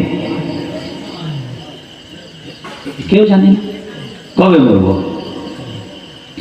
তো সেই জন্য আপনাদের আজিকার দিনে ভাই কোটিবদ্ধ হও, কৃষ্ণ নাম করে যত জীবেরে বাঁচা। আপনারা যে চতুর্দশ ব্রহ্মাণ্ড ভেদী বিরজা পার হয়ে, সেই জন্য যেন তেন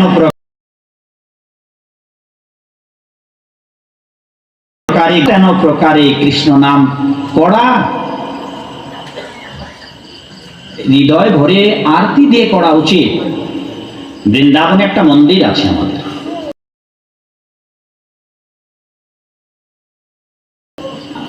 কান্নার বিশ্ববিদ্যালয়। ওখানে গেলে সবাইকে শুধু কাঁদতেই হবে। এই নিয়ম বলবৎ করার জন্যই মন্দিরটা করা হয়েছে রমণ রীতিতে বৃন্দাবনে। জপ করবেন আর কাঁদবেন, ইচ্ছা হইলেও অনিচ্ছা সত্ত্বেও আপনার ইচ্ছা করে ঢং করে হলেও আপনাকে কাঁদতে হবে, কাঁদতেই হবে, চোখে জবাই করতেই হবে। কাঁদুন, শুধু কাঁদুন। যদি কান্না না আসে তাও কাঁদুন, চেষ্টা করুন। ভক্তি সিদ্ধান্ত সরস্বতী ঠাকুর সমস্ত শিষ্যদের কাছে চিঠি লিখেছিলেন, তোমরা কাঁদো, শুধু কাঁদো। ইনি ভক্তি সরস্বতী গোস্বামী প্রভুপাদ। ভক্তরা সবাই কান্নাকাটি করত, কিন্তু এক ভক্ত অনেক চেষ্টা করেও কাঁদতে পারত না। তিনি মায়াপুরে চিঠি লিখলেন এই ভক্তি সিদ্ধান্ত সরস্বতী গোস্বামী প্রভুপাদকে, যে গুরু প্রভুপাদ, আমি অনেক চেষ্টা করেছি দিনরাত, কিন্তু কাঁদতে পারিনি, আপনার আদেশ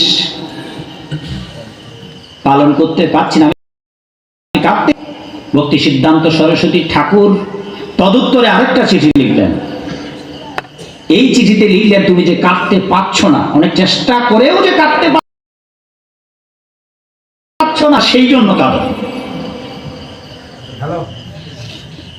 তাইলে এমনি এমনি হবে, এটা খাবো ওটা খাবো, যা ইচ্ছে তাই খুশি করব, আর হঠাৎ হঠাৎ করে ভাবের তোড়ে বলবো, প্রেম সে বলো রাধে রাধে রাধে রাধে, ওতে হয় না বাবা, হয় না।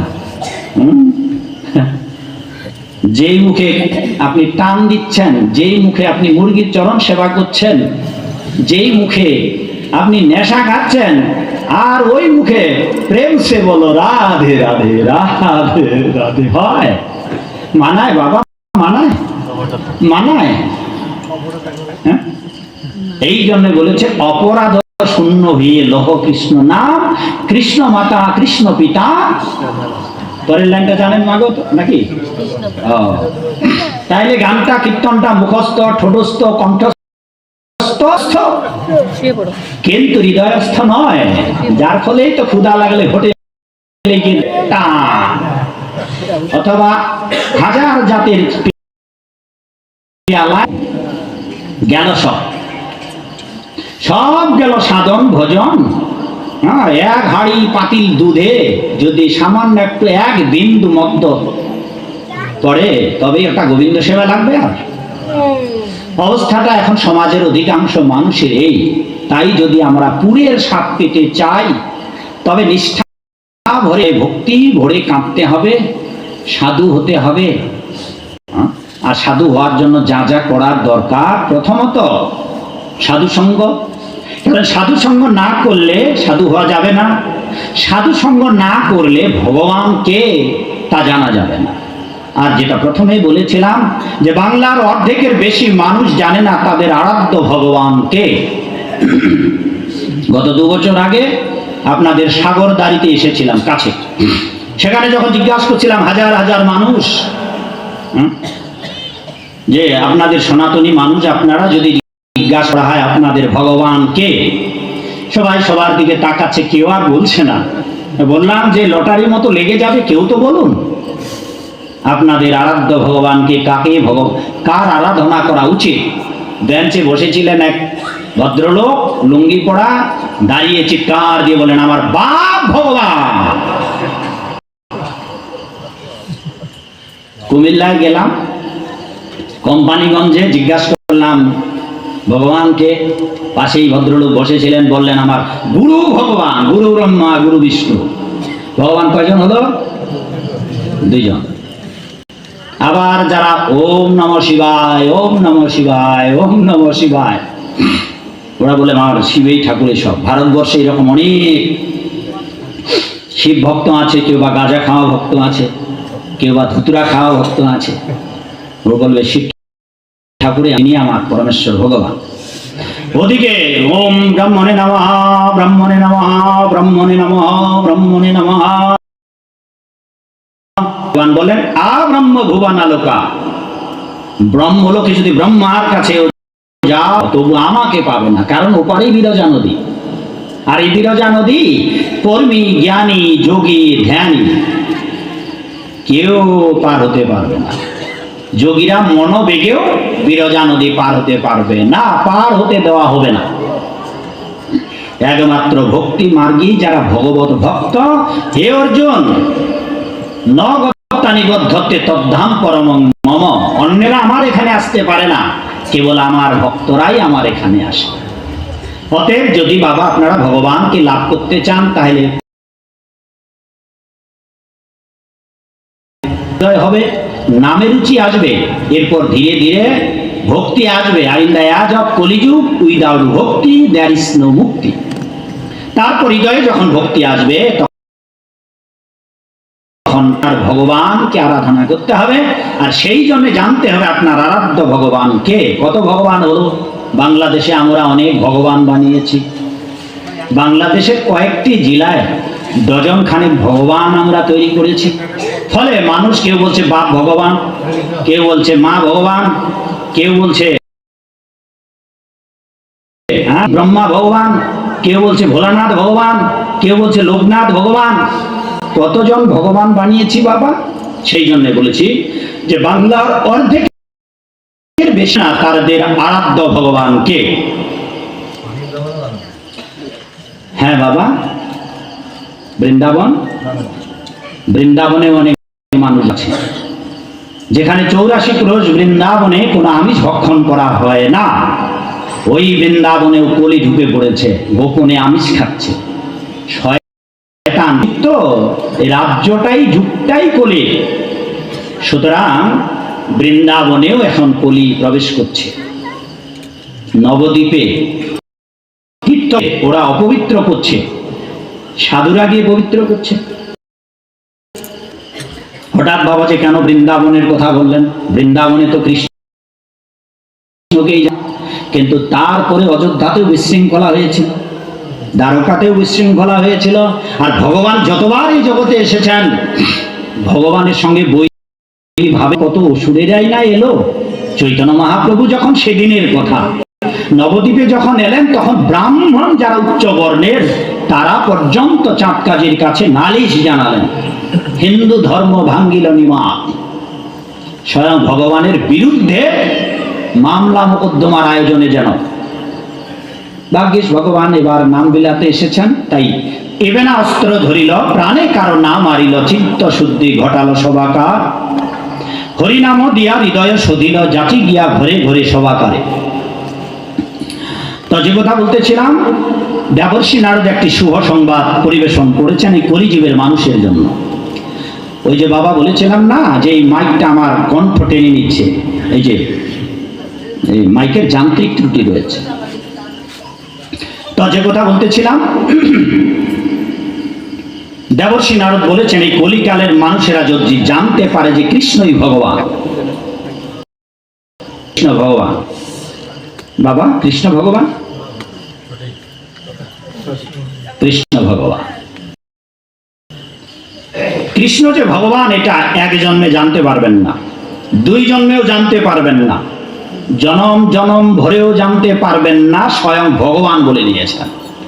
বাড়িতে গিয়ে গীতা দেখবেন, এই ভগবত গীতার 7ম অধ্যায়ের 19 নম্বর শ্লোক। সেখানে ভগবান প্রথম লাইনেই বলেছেন, বহুনাম জন্ম নামন্তে। 1 জন্মে নয়, 2 জন্মে নয়, শত শত জন্মেও নয়। যদি বাসুদেবম সর্বম ইতি, বসুদেব তো নয়, বাসুদেব শ্রীকৃষ্ণ সর্বম ইতি, আমি সবকিছুর ইতি, সর্বকারণের পরম কারণ, আমি অধিকরণ কারণ, অপাদান কারণ, সম্প্রদান কারণ, আমি করণ কারণ, আমি কারণেরও কারণ। এইটা বুঝতে বহুনাম জন্ম নামন্তে, 1 জন্মে নয়, আফটার মেনি মেনি বাদে, অনেক অনেক জন্মের পর। সুতরাং আপনারা যারা এখানে উপস্থিত আছেন, বাবা মাগো, যারা চেয়ারে বসে আছেন, নিচে বসে আছেন, কেউ দাঁড়িয়ে আছেন, যদি জানতে পারেন যে কৃষ্ণই ভগবান, এইটা এই জন্মের ভাগ্য নয়। কেবল এই জন্মের ভাগ্য বলে আপনি কৃষ্ণ ভগবান জানতে পারছেন এমনটা নয়। আপনি বহু জনম জনম ধরে ভালো কাজ করে এসে তাই এই জন্মে জানতে পারলেন যে কৃষ্ণই ভগবান। এটার বড় প্রমাণ বাংলাদেশে অনেক মঠ মন্দির মিশন আছে, সৎসঙ্গ আছে, যাদের মন্দিরে রাধা গোবিন্দ নাই, যাদের মন্দিরগুলোতে দুর্গা, কালী, শিব নেই, তারা মানুষকে ভগবান বানিয়ে পুজো করছে। এটাই প্রমাণ করে যে তারা জানেন না কৃষ্ণ ভগবান। যদি জানতো তবে তো তাদের মঠ মন্দিরগুলোতে রাধা গোবিন্দ থাকতো। সেই জন্যই বলেছি, বাংলার অর্ধেকের বেশি হিন্দু জানে না তাদের আরাধ্য ভগবান ব্রজেশ তনয়। গীতার ভগবান কে? অর্জুন, ভীষ্ম, দ্রোণাচার্য, সঞ্জয়, হ্যাঁ, শ্রীকৃষ্ণ। ভগবানকে, বেদের ভগবানকে, যদিও বেদবিদ অনেক পণ্ডিত এদেশে মূর্খ ছেলে পেলে ছোকরার দল নিজেদের বৈদিক আর্য বলে দাবি করে, সবচেয়ে যারা কৃষ্ণকে ভগবান স্বীকার করে না, এই মূর্খ জ্ঞান পাপীরা কৃষ্ণ বেদে আছে এটা মানতে চায় না। সেই জন্য 6টা গ্রন্থ লিখেছি। এখানে 2টো গ্রন্থ আছে যার নামই দিয়েছি বেদই কৃষ্ণ, কৃষ্ণই বেদ। 9 বছর ধরে গবেষণা করেছিলাম, 6 বছর ধরে লিখেছি। 9 আর 6 কত হলো? 15 বছর ধরে কেউ একটা বই পড়াশোনা করবে? এত বছর ধরে গবেষণা করবার পর লিখে 2024 সালে এই 6টি বই লেখা হয়। তার মধ্যে 2টো বের হয়েছে। অনেকে বলে বেদে কৃষ্ণ নাই। কৃষ্ণ কোথায় নেই? তিনি অণুতে রয়েছেন, পরমাণুতে রয়েছেন, আপনার হৃদয়ে গুহাতেও রয়েছেন, আপনার হৃদয় মন্দিরে রয়েছেন। সব জায়গাতে ভগবান কৃষ্ণ বিরাজমান। দেবর্ষি নারদ বললেন যে কলিকালের মানুষেরা যদি জানতে পারে যে কৃষ্ণই ভগবান, তবে পূর্ব যুগে, ত্রেতা যুগে, দ্বাপর যুগে, কলিযুগের 5000 গত হলো। যুগ যুগ ধরে পূর্ব জন্মে আপনারা যত পাপ করেছেন, যদি কেবল জানতে পারেন যে কৃষ্ণই ভগবান, আপনি যদি কৃষ্ণের ভক্ত নাও হতে পারেন, তবু পূর্ব জন্মের সমস্ত পাপ থেকে আপনারা সবাই মুক্ত হয়ে গেলেন। নিতানন্দে হরি হরি বল। কৃষ্ণ ভগবান। বাবু ক্যামেরাম্যান জয়দেব দাস। জয়দেব, বিখ্যাত বৈষ্ণব কবির নাম, গলে তো মালাও আছে। অতএব আপনি তো জানেন কৃষ্ণ ভগবান। ভগবান কবে থেকে জানছেন? মনে আছে আপনার? কবে থেকে বুঝতে পারলেন কৃষ্ণ ভগবান? যেদিন থেকে জানতে পেরেছেন কৃষ্ণ ভগবান, ওই দিন থেকে পূর্ব জন্মের পাপ, অতি পাপ, মহাপাপ, সমস্ত পাপ থেকে আপনি মুক্ত। আপনার কি জুরানপুরে বাড়ি, নাকি চাঁদপুরে, নাকি অন্য গ্রামে? অন্য জায়গায়। ওই গ্রামে যেদিন থেকে জন্ম নিয়েছেন, ওই গ্রামে থেকে যেদিন থেকে জানতে পেরেছেন যে কৃষ্ণ ভগবান, ওই দিন থেকে পূর্বজন্মের পাপ শেষ। এখন যেই গ্রামে আপনি জন্ম নিয়েছেন, ওই গ্রামে জন্মগ্রহণ করে এই জন্মে যা পাপ করেছেন, কেবল ওই পাপ খণ্ডনের জন্য আপনাকে কিছু কাজ করতে হবে। এই কাজগুলোর জন্য এখন আমি আপনাদের কিছু কথা বলবো। এখানে গুরু ভাই, কোন টেবিল ফ্যানের ব্যবস্থা করা যাবে? দেখেন তো, হয়তো সেটার জন্য আমার এটা হতে পারে। 2টো কারণ।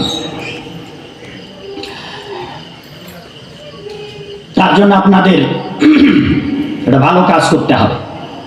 সবাই আমরা শান্তি চাই, কিন্তু ভগবদ গীতায় ভগবান বলেছেন দুঃখালয়ম অশ্বাসতম, এই জগৎটা দুঃখের আলয়। এখানে চাইলেও কেউ শান্তি পাবে না। সবাই তো চায়, সবাই চায় একটু আমেরিকা ছেলেটা পাঠাই, তারপর রোজগার করুক, বিদেশে পাঠাই, ব্যবসা বাণিজ্য করুক। সবাই তো পেতে চায়, শুধু সবাই পেতে চায় how much earn money, how much families develop, how much enjoy this that নিয়ে সবাই তো কি করে কুড়ে ঘর উড়ে গিয়ে বিল্ডিং হয়ে যায়। যা যা যা যা যা, কত তালা, 1 তালা, 2 তালা, 3 তালা, যত তালা তালা হয়ে যায়। সবাই উদর সর্বস্ব হয়ে ভাগবতের ভাষায় আত্মীয় কুটুম্ব ভরণেন, স্ত্রী পুত্র পরিবার পরিজন বিয়াই বিয়ানি শ্বশুর শাশুড়ি নিয়ে সবাই ব্যস্ত। আর যেহেতু পেট খায়, পেটটাকে তো ব্যাটারি চার্জ করতে হবে। হ্যাঁ, খাই খাই খাই খাই খাই খাই খাই খাই খাই খাই খালি খাই খাই নিয়ে পেটটা নিয়ে অধিকাংশ মানুষ ব্যস্ত। তাই বাবা ভোলেনাথ একটা দৃষ্টান্ত দিলেন, যদি জগতের সমস্ত, তুমি তো অর্থের পেছনে দৌড়াচ্ছ, ব্যবসা বাণিজ্য চাকুরি বাকুরি করতে ঠিক আছে, ঠিক আছে, তোমাকে সারা জগতের অর্থ দেওয়া হলো, কন্ডিশন একটা কিন্তু। বাবা ভোলেনাথ বলছেন, তুমি যদি শান্তিতে থাকতে চাও, ঠিক আছে, তুমি যদি অর্থই তোমাকে শান্তি দেয়, যদিও বাংলা আছে অর্থই অনর্থের মূল, আর জেনে শুনে আমরা করছি ভুল। হ্যাঁ, আমরা ওটার পিছনেই দৌড়াচ্ছি, জানি অর্থ অনর্থের মূল, কিন্তু বারবার দৌড়াচ্ছি। এইবার দেখুন, তাই ভোলেনাথ বললেন, বাবা আপনার ছেলে আছে তো নাকি? ছেলে আছে, ছেলে আছে। আপনার ছেলেকে ভোলানাথ বাবা কন্ডিশন দিলেন যে তোমাকে জগতের সমস্ত সমুদায় সম্পত্তি আমি দান করব। স্বয়ং বাবা ভোলানাথ বলছেন। তাহলে আর আপত্তি আছে বাবা? আপত্তি থাকার কথা। এবার আপনার ছেলে রাজি হলেন, হ্যাঁ কৃপা করে আপনি আশুতোষ, আপনি আমার সমুদায় সম্পত্তি দিন। বলে তুমি আমার কাছ থেকে পৃথিবীর সমুদায় সম্পত্তি লাভ করতে পারবে, কিন্তু তোমার কাছে একটা কন্ডিশন, তবেই তুমি পাবে। যে কি কন্ডিশন? যে তোমার এই যে বয়স্ক বাবা আছে, এই অর্থ নিয়ে তোমার বয়স্ক বাবাকে 18 বছর যুবক বানাতে হবে। আপনার ছেলে জগতের সমস্ত টাকা যদি দিয়ে দেওয়া হয়, বাবা আপনাকে যুবক বানানো যাবে? কাউকে যুবক কে মাগো আমাকে আর 18 বছরের যুবক বানানো যাবে সারা পৃথিবীর টাকা দিয়ে? এই জন্যে বাবা ভোলেনাথ তার মোহমধুবর গ্রন্থে বললেন, ভজ গোবিন্দ ভজ গোবিন্দ গোবিন্দ মূঢ়মতে, ওরে মূঢ়মতি দুরজন, তোমরা গোবিন্দের ভজনা করো। 3 বার বললেন, গোবিন্দের ভজনা করো, গোবিন্দের ভজনা করো। যদি তোমরা গোবিন্দের ভজনা না করো, প্রাপ্তে সন্নিহিতে, মৃত্যু যেদিন তোমাদের সন্নিকট আসবে, যেদিন মৃত্যুকে প্রাপ্ত হবে, ন রক্ষতি, তোমাকে সেদিন রক্ষা করতে পারবে না। কারা? যাদের নিয়ে তুমি এই জগৎ সংসারে বিচরণ করছো, স্ত্রী পুত্র পরিবার পরিজন, তোমার দম্ভ, তোমার অহংকার, তোমার ধন সম্পদ টাকা পয়সা, আর জীবনে তুমি যতগুলো সার্টিফিকেট করেছো। এই তো সেদিন এক ভক্ত একজনের ব্যাখ্যা দিতে লাগলেন, যিনি পরবর্তীকালে সাধু হয়ে যান, আর তিনি তার সার্টিফিকেট গুলো বিক্রি করবার জন্য ওই যে কাগজ নিতে আসে না বাবা, পুরান কাগজ, শহরে শহরে এগুলো এখন গ্রামেও ঘুরে বেড়ায়। হ্যাঁ, ভাঙ্গা কোনো কিছু, আবার পুরাতন কাগজ বই চায় না। হ্যাঁ, এই ভদ্রলোক কি করেছে, জীবনে সঞ্চিত সমস্ত উচ্চ শিক্ষিত উচ্চ পদস্থ কর্মচারী, হ্যাঁ সব ডিগ্রি যত সার্টিফিকেট সবগুলা এনেছে। বলছে এইগুলা ওজন দাও। তো ওজন দিয়েছে, বলে কত টাকা? বলে মাত্র টাকা। সারা জীবনের সঞ্চিত যতগুলো ডিগ্রির কাগজ, যতগুলো তার প্রাপ্তের চাকুরি বাকুরি প্রমোশন, সমস্ত যে কাগজপত্র, একটা টোকাইয়ের কাছে মূল্য মাত্র কত হলো বাবা ওজন দিয়ে? 17 টাকা। বললেন, এ যে আমার এই প্রাসাদ দেখছো, এই যে আমার প্রতিপত্তি, এই 17 টাকা দিয়ে এগুলো সব করা। তোমার কাছে যা 17 টাকা, ভেবে দেখছেন মৃত্যুর পর আপনার আর 17 টাকাও মূল্য থাকবে না। হ্যাঁ, 17 পয়সা কানা করি পুড়ে ছাই। কিন্তু জড়বাদী যারা ভোগী, তারা বলবেন, আরে মরবার পর আর জীবন নাই, বেঁচে আছো যতক্ষণ আনন্দ করো। বাবু যদি ফ্যানের ব্যবস্থা না করেন তাহলে মুশকিল হয়ে যাবে, কারণ মাইকটা আমাকে কষ্ট দিচ্ছে। আমি শুরুতেই বলেছিলাম, কারণ আমাদের কণ্ঠগুলো সাজানো কণ্ঠ, বাবারা যেভাবে কীর্তন গায়, তাদের যে কোনো মাইক ধরে দিলেই গাইতে পারে, কিন্তু আমরা তা বলতে পারি না।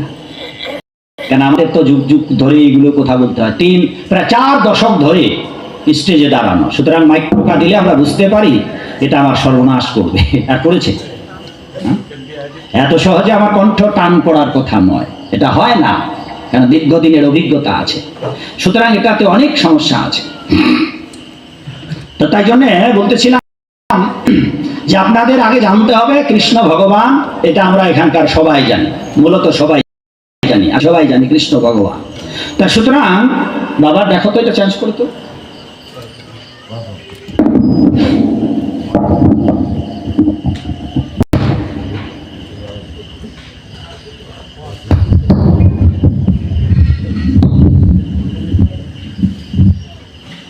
আর এটা একটু আমার দিকে দাও তো বাবা, এটা মুখটা দেখি, ওই ওই না না ওই যে তোমার বক্সের আমার দিকে দাও। আর বাবা, বাবু আপনি এটা একেবারে টোটাল ওইদিকে ঘোরা দেন তো, ওইদিকে অপোজিট দিকে। বাবু উঠেন তো আপনি, না আপনি পারবেন না, ওজন আছে তো, ওজন আছে ওটা, ঘোরাও। তাহলে এই হ্যাঁ, যে ওটা ঘোরাও ঘোরাও ঘোরাও, আরো ঘোরাও। হরে কৃষ্ণ। হ্যাঁ ঠিক আছে, এবার ঠিক আছে, দেখি। এবার তার জন্য আপনাদের ভগবানের ভক্ত হওয়ার চেষ্টা করতে হবে। এবার ভগবানের ভক্ত হওয়ার জন্য যা যা করার দরকার, আগে প্রাইমারি পাস করার চেষ্টা করতে হবে। এখানে আপনারা যারা সামনে বসে আছেন তাদের অধিকাংশ মানুষ আপনারা অনেকেই প্রাইমারি পাস করেননি। আচ্ছা, কেউ যদি প্রাইমারি পাস না করে মা, তবে কি হাই স্কুলে যাওয়া যাবে? আর হাই স্কুল যদি না পাস করা হয় বাবা কলেজ, আর কলেজ যদি না পাস করেন বিশ্ববিদ্যালয়ে যাওয়া যাবে না। কিন্তু মহাপ্রভুর যে আদর্শ, ভক্তির যে আদর্শ, প্রেমের যে আদর্শ, তা পিএইচডির আদর্শ। সেই জন্যে আপনাদের আমি ধীরে ধীরে নিয়ে যাওয়ার চেষ্টা করছি। এক, পবিত্রতা রক্ষা করার জন্য বাবা আর একটু সামনে দাও, এইখানে দাও প্লেটটা, আর এখানে দাও। থাক থাক থাক, এভাবে থাক, এভাবে থাক, ওকে ঠিক আছে। আগে যারা প্রাইমারি পাস করেননি তারা প্রাইমারি পাস করার চেষ্টা করুন পবিত্রতার জন্য। যেমন এখানে যারা আপনারা এসেছেন, এখানে আসবার একটি প্রাথমিক থাকবে ভাগবত আসরে এই যে 2 ঘন্টা ধরে বসে থাকবেন আপনারা, এটাও কিন্তু এক জন্মের নয়। অনেক মানুষ আছে চায়ের হোটেলে ঘন্টার পর ঘন্টা থাকবে, কিন্তু ভাগবত আসরে এসে আধা ঘন্টাও থাকতে পারবে না, কারণ এ হচ্ছে সবচেয়ে অভাগা লোক। এইখানে বসে যদি আমি সাধনা করি, তবু গ্রামের কিছু লোক খুঁজে পাওয়া যাবে যে 7 দিনের একদিনও ভাগবত আসরে আসবে না। এইটা সবচেয়ে পৃথিবীর অভাগা, একদিনও আসবে না, ও ভগবান মানেই না। এখন এই বাংলাদেশে অনেক এরকম মানুষ আছে। অতএব বাবা, এখানে যারা এসেছেন মোটামুটি ভাবে আপনারা সবাই ভাগ্যবান। এই মণ্ডপের ভিতরে, বাউন্ডারির ভিতরে যে পর্দা দেওয়া হয়েছে, এর ভিতরেই যারা থাকবেন, একটি কাজ কিন্তু আপনারা করবেন না। কি কাজ করবেন না বাবা? নিশ্চয় এখানে কোনো বিড়ি সিগারেট খাওয়া মানুষ আছেন। আচ্ছা, এখানে বসে কি কেউ বিড়ি খাবেন আপনারা? খাবেন বাবা? যে খায় সেও খাবে না। আর যদি বা কেউ খাওয়া শুরু করে, তাহলে পাশে যে খায় ওই মানুষ আপনাকে নিষেধ করবে না, ভাগবত আসলে এখানে বিড়ি খাচ্ছে, তাইলে এটা প্রাথমিক একটা যোগ্যতা যে ভাগবত আসরে গিয়ে যখন বসবেন তখন আপনি নেশা খেতে না। আপনারা এখানে আসবার এটা প্রাথমিক যোগ্যতা।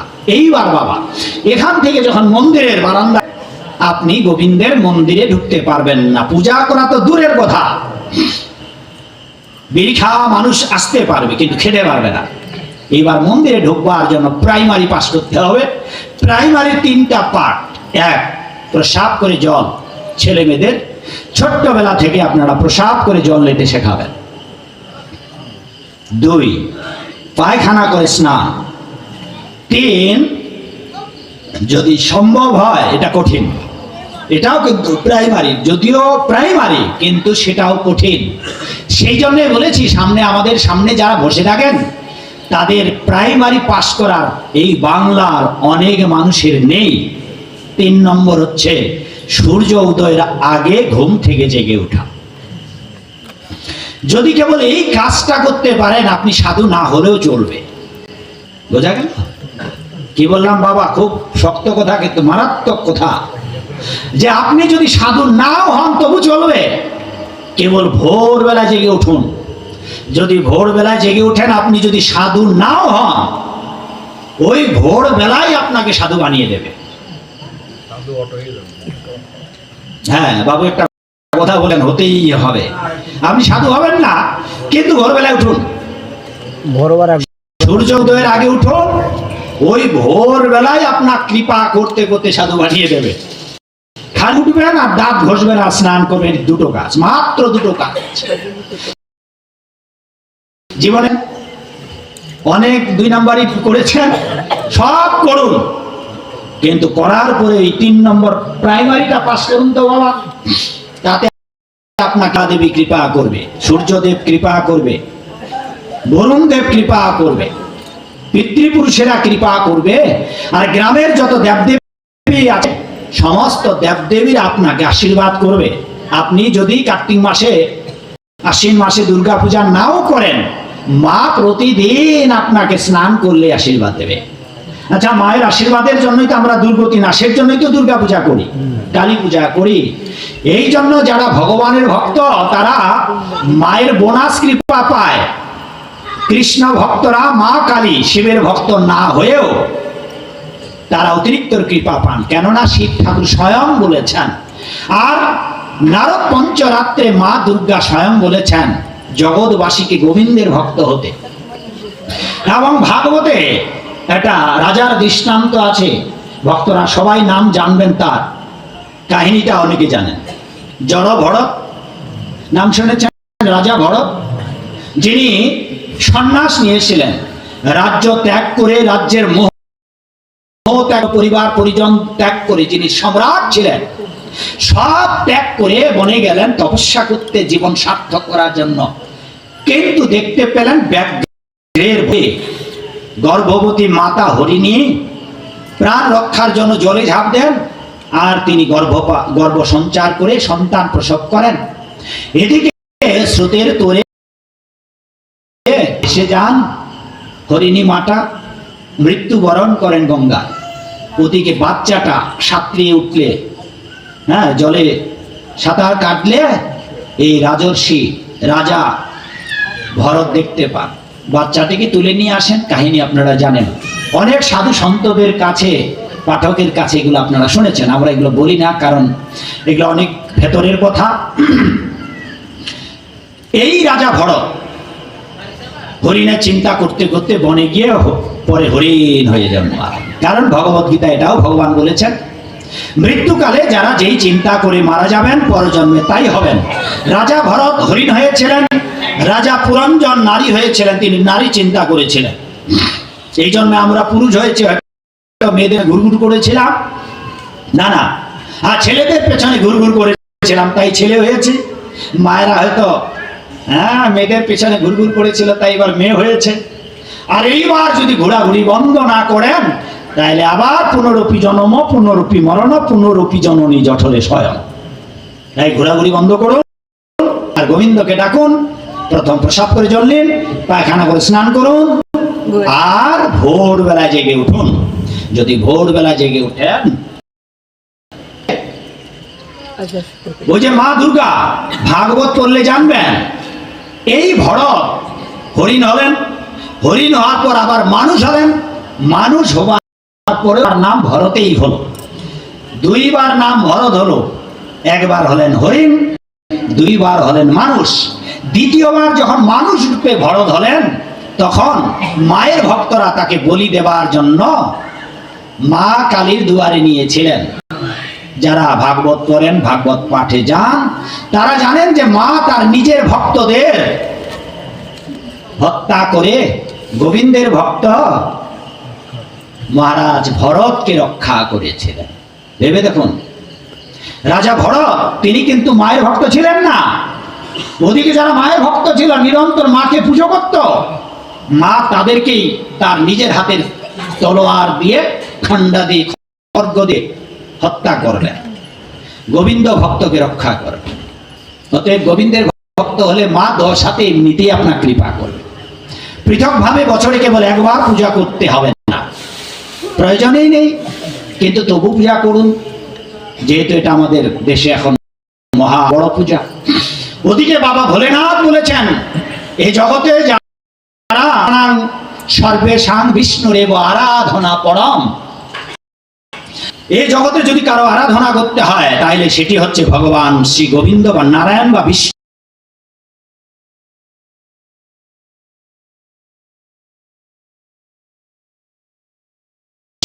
কি বাবা? হ্যাঁ মা, ত্রিশূল। গোবিন্দ ভক্তের সামনে এবং পিছনে নিরন্তর আমি চলমান থাকি। আপনি যদি গোবিন্দের নিষ্ঠা ভরে ভক্ত হতে পারেন, আর ভোলেনাথ বাবা সামনে পেছনে আপনাকে রক্ষা করবেন, স্বয়ং তা প্রতিশ্রুতি দিয়েছেন। তাহলে আপনি বোনাস কৃপা পেলেন বাবা ভোলানাথের ওম নমঃ শিবায়, ওম নমঃ শিবায় না জপ করেও আপনি বোনাস কৃপা পেয়ে গেলেন। জয় ভোলেনাথ কি জয়, মা দুর্গা কি। এইভাবে গোবিন্দের ভক্তরা জগতের সমস্ত দেবদেবীর কৃপা বোনাস লাভ করেন। তাদের আর পৃথক করে পূজা করার প্রয়োজন হয় না। ঠিক ভাগবতে দৃষ্টান্ত দিচ্ছে যে তরু গাছ, গাছে কেউ যদি গাছ লাগায়, জল কোথায় দেবে বাবা? মাগো, গাছে গাছ লাগিয়েছেন, একটা মরিচ গাছ লাগিয়েছেন, জল দেবেন কোথায়? মরিচের ফুলে, পাতায়, গোড়ায়। ধর্মমূলহী ভগবান শ্রী গোবিন্দ। কেউ যদি গোবিন্দের আরাধনা করেন তখন আর কাউকে জগতের কৃষ্ণে ভক্তি কইলে সর্বকর্মকৃত হয়। অতএব একেলা ঈশ্বর কৃষ্ণ আর সব ভৃত্য, যারে জয়ছে নাচায় তারে তৈছে করে। অতএব কৃষ্ণ নাম ভজ জীব, আর সব মিছে পালাবার পথ নাই। পরের লাইনটা জানি আমরা সবাই, জমা চেপেছে। অতএব তোমরা যে অর্থের পেছনে দৌড়াচ্ছ, জগতের সমস্ত অর্থ দিলেও তোমরা একটা কাজ করতে পারবে না। সেটা কি? যে তোমাদের জীবনের এক মুহূর্ত আয়ু ফিরে আনতে পারবে না। যেটা বলা হয় বাবাকে 18 বছরের যুবক বানানো, সব অর্থ দিয়েও আমাকে যেমন যুবক বানানো যাবে না, বাবা শিব ঠাকুর বললেন জীবনের এক মুহূর্ত সমান 48 মিনিট, মাত্র 48 মিনিট। সারা জগতের তাবৎ সম্পত্তির বিনিময়ে 48 মিনিট আমরা আয়ু বাড়াতে পারবো না, মাত্র 48। তাহলে কি হলো বাবা? সেই জন্যই বাবা ভোলেনাথ বললেন ন রক্ষতি, যেদিন তোমার মৃত্যু সন্নিকটে আসবে, তোমার বিদ্যা বুদ্ধি আর যতগুলা সার্টিফিকেট 17 টাকা দিয়ে বিক্রি করলে প্রায় একটাও তোমাকে বাঁচাতে পারবে না। আর যা পাপ করেছ, সেই জন্য চিত্রগুপ্ত বিচিত্রগুপ্তের খাতায় যে তোমার পাপের হিসাব, পুণ্যের হিসাব আছে, সেখান থেকে বাঁচবার তো কোনো উপায় নেই। তাই জন্য রে মূঢ়মতি দুরজন, ওরে ননসেন্স, ভজ গোবিন্দ ভজ গোবিন্দ ভজ গোবিন্দ, ওরে বোকার দল।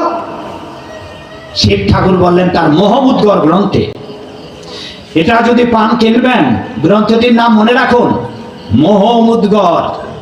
এই গ্রন্থে বাবা শঙ্করাচার্য, এই ভোলেনাথ স্বয়ং অবতার শিবের, শঙ্করাচার্য শিবের অবতার, তিনি বলেছেন তোমরা গোবিন্দের ভজনা করো, গোবিন্দের ভজনা করো, গোবিন্দের ভজনা করো। যদি গোবিন্দের ভজনা না করো, তবে ভক্তি বিনোদ ঠাকুর এখানে একটি কথা বলেছেন, এমন দুর্লভ মানব দেহ পাইয়া কি করেছ ভাবনা কেহ, এবে না ভজিলে যশোদা সুত চরমে পড়িবে লাজে। হে মনুষ্য সকল, তোমরা যে দুর্লভ মানব জীবন পেয়েছ, এটা যদি হেলা ভরে নষ্ট করো, বারবার গতাগতি পুনঃ ভাবে এই জগদ্দল পাথারে আবার আসতে হবে। আর আসতে হবে 80 লক্ষ প্রজাতি জন্মগ্রহণ করতে হবে। আর 80 লক্ষ প্রজাতি জন্মগ্রহণের পর 4 লক্ষ প্রজাতি মানুষ হয়ে জন্মাতে হবে। এবার 4 লক্ষ মানুষের মধ্যে অসভ্য আফ্রিকা এখন এই মানুষগুলো রয়েছে, তথাকথিত অসভ্য মানুষ, যারা জীবনে জন্মের পর কাপড় পরে না, জন্মের পর স্নান করে না, মোবাইলে সার্চ দিলেই দেখতে পাবেন। এই মানুষদের, আফ্রিকার এই মানুষদের কথা বলে, এই মানুষদের ভাষা সহেলি। বৃদ্ধ বয়সে দাদু দিদাদের কেটে মাংস দিয়ে তারা পিকনিক খায়। এরা বন মানুষ। এই মানুষ বন মানুষ হয়। এই ভগবত গীতা আন্তর্জাতিক কৃষ্ণ ভাবনামৃত সংঘের মাধ্যমে সহেলি ভাষায় ছাপিয়ে ওই আফ্রিকার জঙ্গলে গভীর অরণ্যে আপনাদের সনাতন ধর্ম প্রচার করা হচ্ছে। আর ওই নিগ্র আর ওই বন মানুষগুলো আজ কৃষ্ণ নাম করছে। বঞ্চিতস্মি বঞ্চিতস্মি বঞ্চিতস্মি ন সংশয় বিশ্ব গৌররসে মগ্ন স্পর্শতমপি। বিশ্বের অগণিত মানুষ তারা আজ গৌর প্রেমে মত্ত হয়ে কৃষ্ণ নাম করছে। তবে কি আপনারা চাঁদপুরের লোক কেবল চাঁদের লোকে গিয়ে আটকা পড়ে থাকবেন, বৈকুণ্ঠে যাবেন না? চলুন চলুন আমরা সবাই বৈকুণ্ঠের টিকিট সংগ্রহ করি। আর টিকিট সংগ্রহ করবার জন্য কোনো পয়সা লাগবে না। বিনা পয়সায়, বিনা আয়াসে, বিনা প্রয়াসে কেবল কৃষ্ণ বলো সঙ্গে চলো, এই মাত্র ভিক্ষা চাই। সংসার জিনিতে আর কোনো উপায় নেই, উপায় নাই। শুধু একটা কাজ করতে হবে। মানুষ দেহ গেহ যো কিছু মোর অর্পিলু তুয়া পদে নন্দ কিশোর। আমার মন প্রাণ দেহ যা কিছু আছে অকিঞ্চন বা নিষ্কিঞ্চন সব গোবিন্দের কাছে দিন। আর গোবিন্দই আপনার সংসার নির্বাহ করবেন, চালিয়ে দেবেন। কেন? গোবিন্দ যদি না দিতেন। মাঠে ফসল আছে বাবা, এখন কি ফসল আছে মাগো মাঠে আপনাদের এলাকায়? আচ্ছা, ধানে যদি চাল না হয়, এইবার আপনাদের এলাকার মনিরামপুর থানার সব মানুষ আন্দোলন কইরা একটা চাল তৈরি করা যাবে? সারা বাংলাদেশের মানুষ আন্দোলন করে একটা চাল, সারা পৃথিবীর মানুষ আন্দোলন করে একটা চাল তৈরি করতে পারা যাবে? সব বাহাদুরি শেষ। ভগবত গীতায় ভগবান তাই বললেন, জগতের সব আমার সম্পত্তি, এগুলো সব আমি করেছি, সব আমার কাছ থেকে এসেছে। বাপের যে ভিটাটা আছে না, কত তলা করেছেন, ওই একটা বালুকণা আপনার বাপ তৈরি করেনি। আপনার বাপের বাপ, আমার বাপের 14 গোষ্ঠী, পৃথিবীর একটা বালুকণা কারো বাপ তৈরি করেনি। যেই মাটিতে দাঁড়িয়ে আমরা বসে আছি, হ্যাঁ, একটা কণা, সব শেষ। করোনায় অনেক মানুষ অক্সিজেনের অভাবে মারা গেছে। বাতাস, হ্যাঁ, বাতাস না থাকলে ভগবান বাতাস দিয়েছেন। ভগবান দেখার জন্য চোখ দিয়েছেন, খাওয়ার জন্য মুখ দিয়েছেন, আবার হজম হওয়ার জন্য পাকস্থলী এটা সেটা কত যন্ত্রপাতি দিয়েছেন, হাত দিয়েছেন, পা দিয়েছেন, শোনার জন্য সব তিনি দিলেন। আর যিনি সব দিলেন আপনারা তাকেই ভুলে গেলাম। অতজ্ঞ না হলে কি কেউ এরকম করে? যাকে হত্যা করার ষড়যন্ত্র নিয়ে কালকূট বিষ, যার গন্ধে যায় পুতনা, তার মাতৃদুগ্ধে এমন ভয়ঙ্কর কালকূট বিষ মাখিয়ে গোপালকে, কি মা কি দুগ্ধ পান করাতে এসেছিলেন নাকি মারবার জন্য এসেছিলেন? মারবার জন্য এসেছেন যিনি। আচ্ছা, আমার ঘরে যদি আপনার ঘরে কেউ তলোয়ার নিয়ে বা বন্দুক নিয়ে গুলি করা বুকে লাগিয়ে দেয়, ব্রাশ ফায়ার এর জন্য, আর এই লোকটা যদি কোনো ক্রমে গুলিটা বের না হয়, তবে আপনি ওনাকে ছাড়বেন? ছাড়বেন বাবা? ক্ষমা করে দেবেন? আপনাকে মারতে গিয়েছে, বুকে ব্রাশ লাগাই দিয়েছে, কিন্তু দৈবক্রমে ব্রাশ ফায়ার হচ্ছে না, বেঁচে গেলেন আপনি। আচ্ছা, এই লোকটাকে আপনি ছেড়ে দেবেন? দেবেন না। তবে আমাদের গুরু মহারাজ ছেড়ে দিয়েছিলেন যখন গুরু মহারাজের গলা কর্তন করা হলো। এটা হয়তো আপনারা অনেকেই জানেন না, আমার গুরু ভাইরা কেউ, আপনি জানতেন? আপনি মাদ্রিদে, স্পেনের মাদ্রিদে এয়ারপোর্টে যাচ্ছেন, ইস্পাতের তলোয়ার দিয়ে গলাটা কেটে দিলেন, দুফা হয়ে গেল। ডাক্তারেরা সমস্ত পৃথিবীর যত সব বড় ডাক্তার সবগুলো চিকিৎসা করেছিলেন এবং তারা বলেছিলেন যে তিনি যদি বাঁচেন তবে 100 ভাগ তোমাদের উপরওয়ালার কৃপা ছাড়া বাঁচতে পারবে না, কারণ যেই ভেনটা আর সামান্য একাংশ লেগেছিলেন পুরোটাই কাটা গেছে, সব কাটা গেছে, এটা দোফালি হয়ে গেছে। গুরু মহারাজ তার সন্ন্যাস বস্ত্র দিয়ে ভাবে চেপে ধরেছিলেন আর তিনি বাংলা ভাষায় প্রার্থনা করছিলেন যাতে করে উপস্থিত কেউ না বুঝে গুরু মহারাজের ভাষা। ওদিকে যেই সন্ত্রাস কেটে দিয়েছিল তাকে অ্যারেস্ট করা হয়। গুরু মহারাজ হাসপাতালে সুস্থ হয়ে যান।